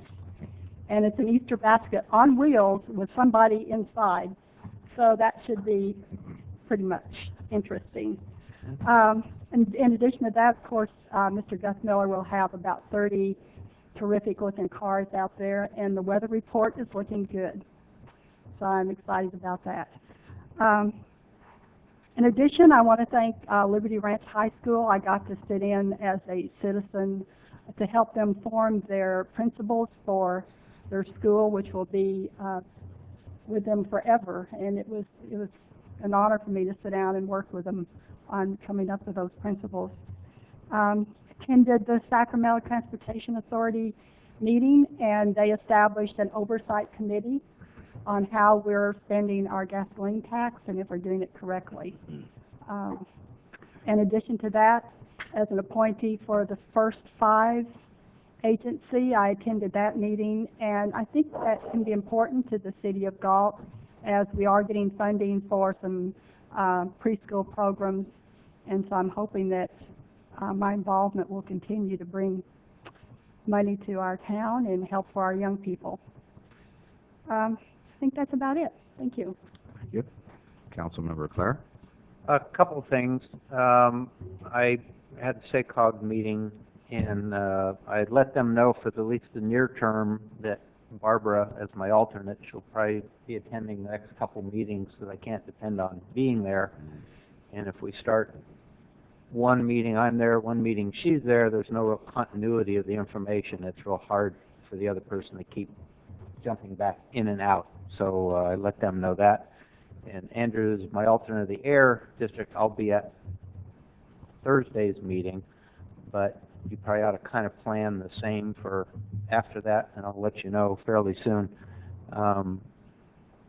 Some of the work I'm doing, due to the classified nature of it, I'm not just going to be somewhere else more, but when I'm there, I'm not going to be able to communicate very easily, and so I think it's going to be best for the near term that you handle that, and like I say, Andrew, I'll let you know next month how it's going to go, if I can make that meeting or not. So I appreciate both of you doing that for me.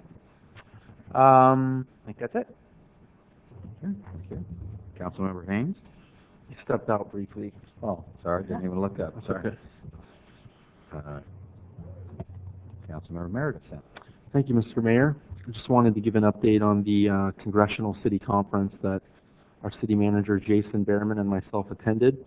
We got to hear a speech from, I believe, 5 different members of President Obama's cabinet, from Department of Transportation to Department of Energy, Department of Education. Very, very interesting things that were brought up involving how the administration plans to respond to the overwhelming economic crisis that seems to be crippling our country. As our city manager touched on briefly, we did meet with Congressman Lundgren. We offered our gratitude for the earmarks that he has been able to bring to this community, and we did obviously voice our displeasure with the fact that earmarks are cut off in the short term. I just would like to ask the city manager briefly to describe what some of our outstanding earmark requests were. We still have funding requests pending for Central Galt Interchange, as well as the Twin Cities Interchange project, and also the I don't remember what we're calling it anymore, but it's the basically the shooting range for our police, the Regional Law Enforcement Anti-Terrorism Training Center. Well, needless to say, I was expecting a pretty good answer as to why we're not going to be seeing any earmarks in the short term in our district, especially given the fact that just a stone's throw away, the city of Lodi, they will still be receiving earmarks. Mm-hmm. And what was laid out to us by the congressman and his staff is that they are unhappy with the Democratic Party's current stance on earmarks. And we asked him to elaborate, and what the congressman said is that the Democrats right now are asking for earmarks to only go to nonprofit organizations and municipal government. We asked him to explain to us what the Republican Party stance was. And Congressman Lundgren informed us that the Republican Congress members, their conference as they call it, have decided as a group that they believe it's more important to be able to also submit earmark requests to private businesses, that they're willing to hold up the earmark requests for the general public and the nonprofit organizations in their district. This is what is absolutely wrong with the United States of America right now, ladies and gentlemen. It is so divided politically that our Congress members in Washington, D.C. are playing cat and mouse games that are hurting the residents of the communities that they represent. Now, I certainly believe that Congressman Lundgren is entitled to his opinion, but it's hard for us to fathom as a city government how we can go without while a community less than 10 miles away can get the earmark request over a simple technicality that has to do with providing federal funding to private businesses. I had a really big problem with it. And I bit my tongue as best as possible and represented this city and thanked the congressman for the work that he's been able to do for us. But as I was saying, this is the core problem that is facing our country right now.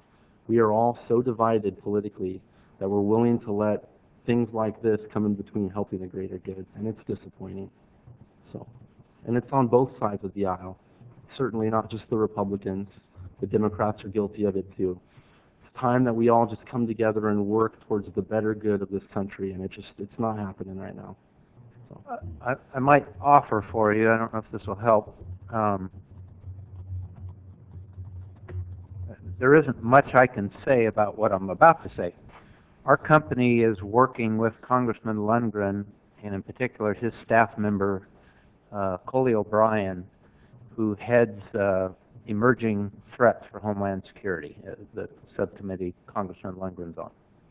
And as I say, due to the classified nature of what we're doing and the assistance they're giving us, I can't really discuss it beyond that.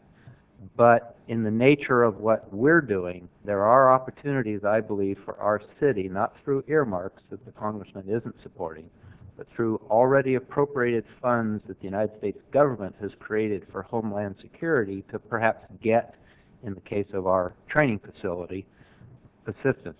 And I'll be meeting with Coley O'Brien at the end of next month, again, for my business. But while I am there, I'll be glad to chat with our staff to see if instead of going after an earmark in the new channels I'm working through Homeland Security, of which Mr. Lundgren sits as a major member, in fact, he's the leading Republican member on the committee, if there's something we can do and find a way to perhaps fund our programs. So, Yeah. Just to clarify on that, the congressman and his staff did say that they would work to try to find funding outside of the realm of earmarks in the short term. So they certainly said that they weren't opposed to doing that. And it is worth noting also that we brought up an issue to Congressman Lundgren regarding some of the mortgages that have gone into default in our community. We brought up the fact that the USDA holds a significant portion of the mortgage stock in our community because of the low-income rural housing home loan program that they have.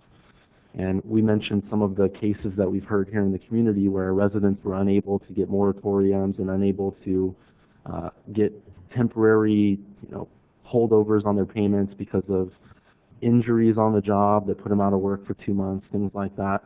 And he did mention that they would take that back. They knew they had a very solid contact at the USDA that dealt with mortgages. And I actually got an email from one of the residents that initially contacted me about it and said she received her moratorium in the mail on Friday of last week. So I'm sure that it's not all together, but I know that the congressman's working on things like that. okay. And he also worked on an issue for us regarding Softcom and the issues that they had in trying to supply high-speed internet access. Right. So I think that's going in a pretty positive direction. I think he's going to do a lot to help get through that loophole that they seem to fall through. Okay. And Jason, I'll get with you on some of the contacts I have within the groups I'm working with that might help you get to where we're going as well. So, Good. Councilmember Haynes? Okay. Liz, I think you had one other item? Yes, the groundbreaking for Galt Place is next Tuesday, March 30th at 4 p.m. on site on 4th Street. They're expecting a big crowd. The state treasurer, Bill Lockyer, and the state treasurer. Cool. So everyone's invited. Please let me know if you're going to show. They are RSVPing. I think I heard from some. Yeah. I'll be there. Okay. Good. Okay. Well. Down. Should I get one first? Let me not get Okay. Sorry, I was told to take a Tic Tac. Well, we will adjourn at 10:30. Hope everyone has a great week. Thank you. No. Wait. No. No, the time must be wrong. No.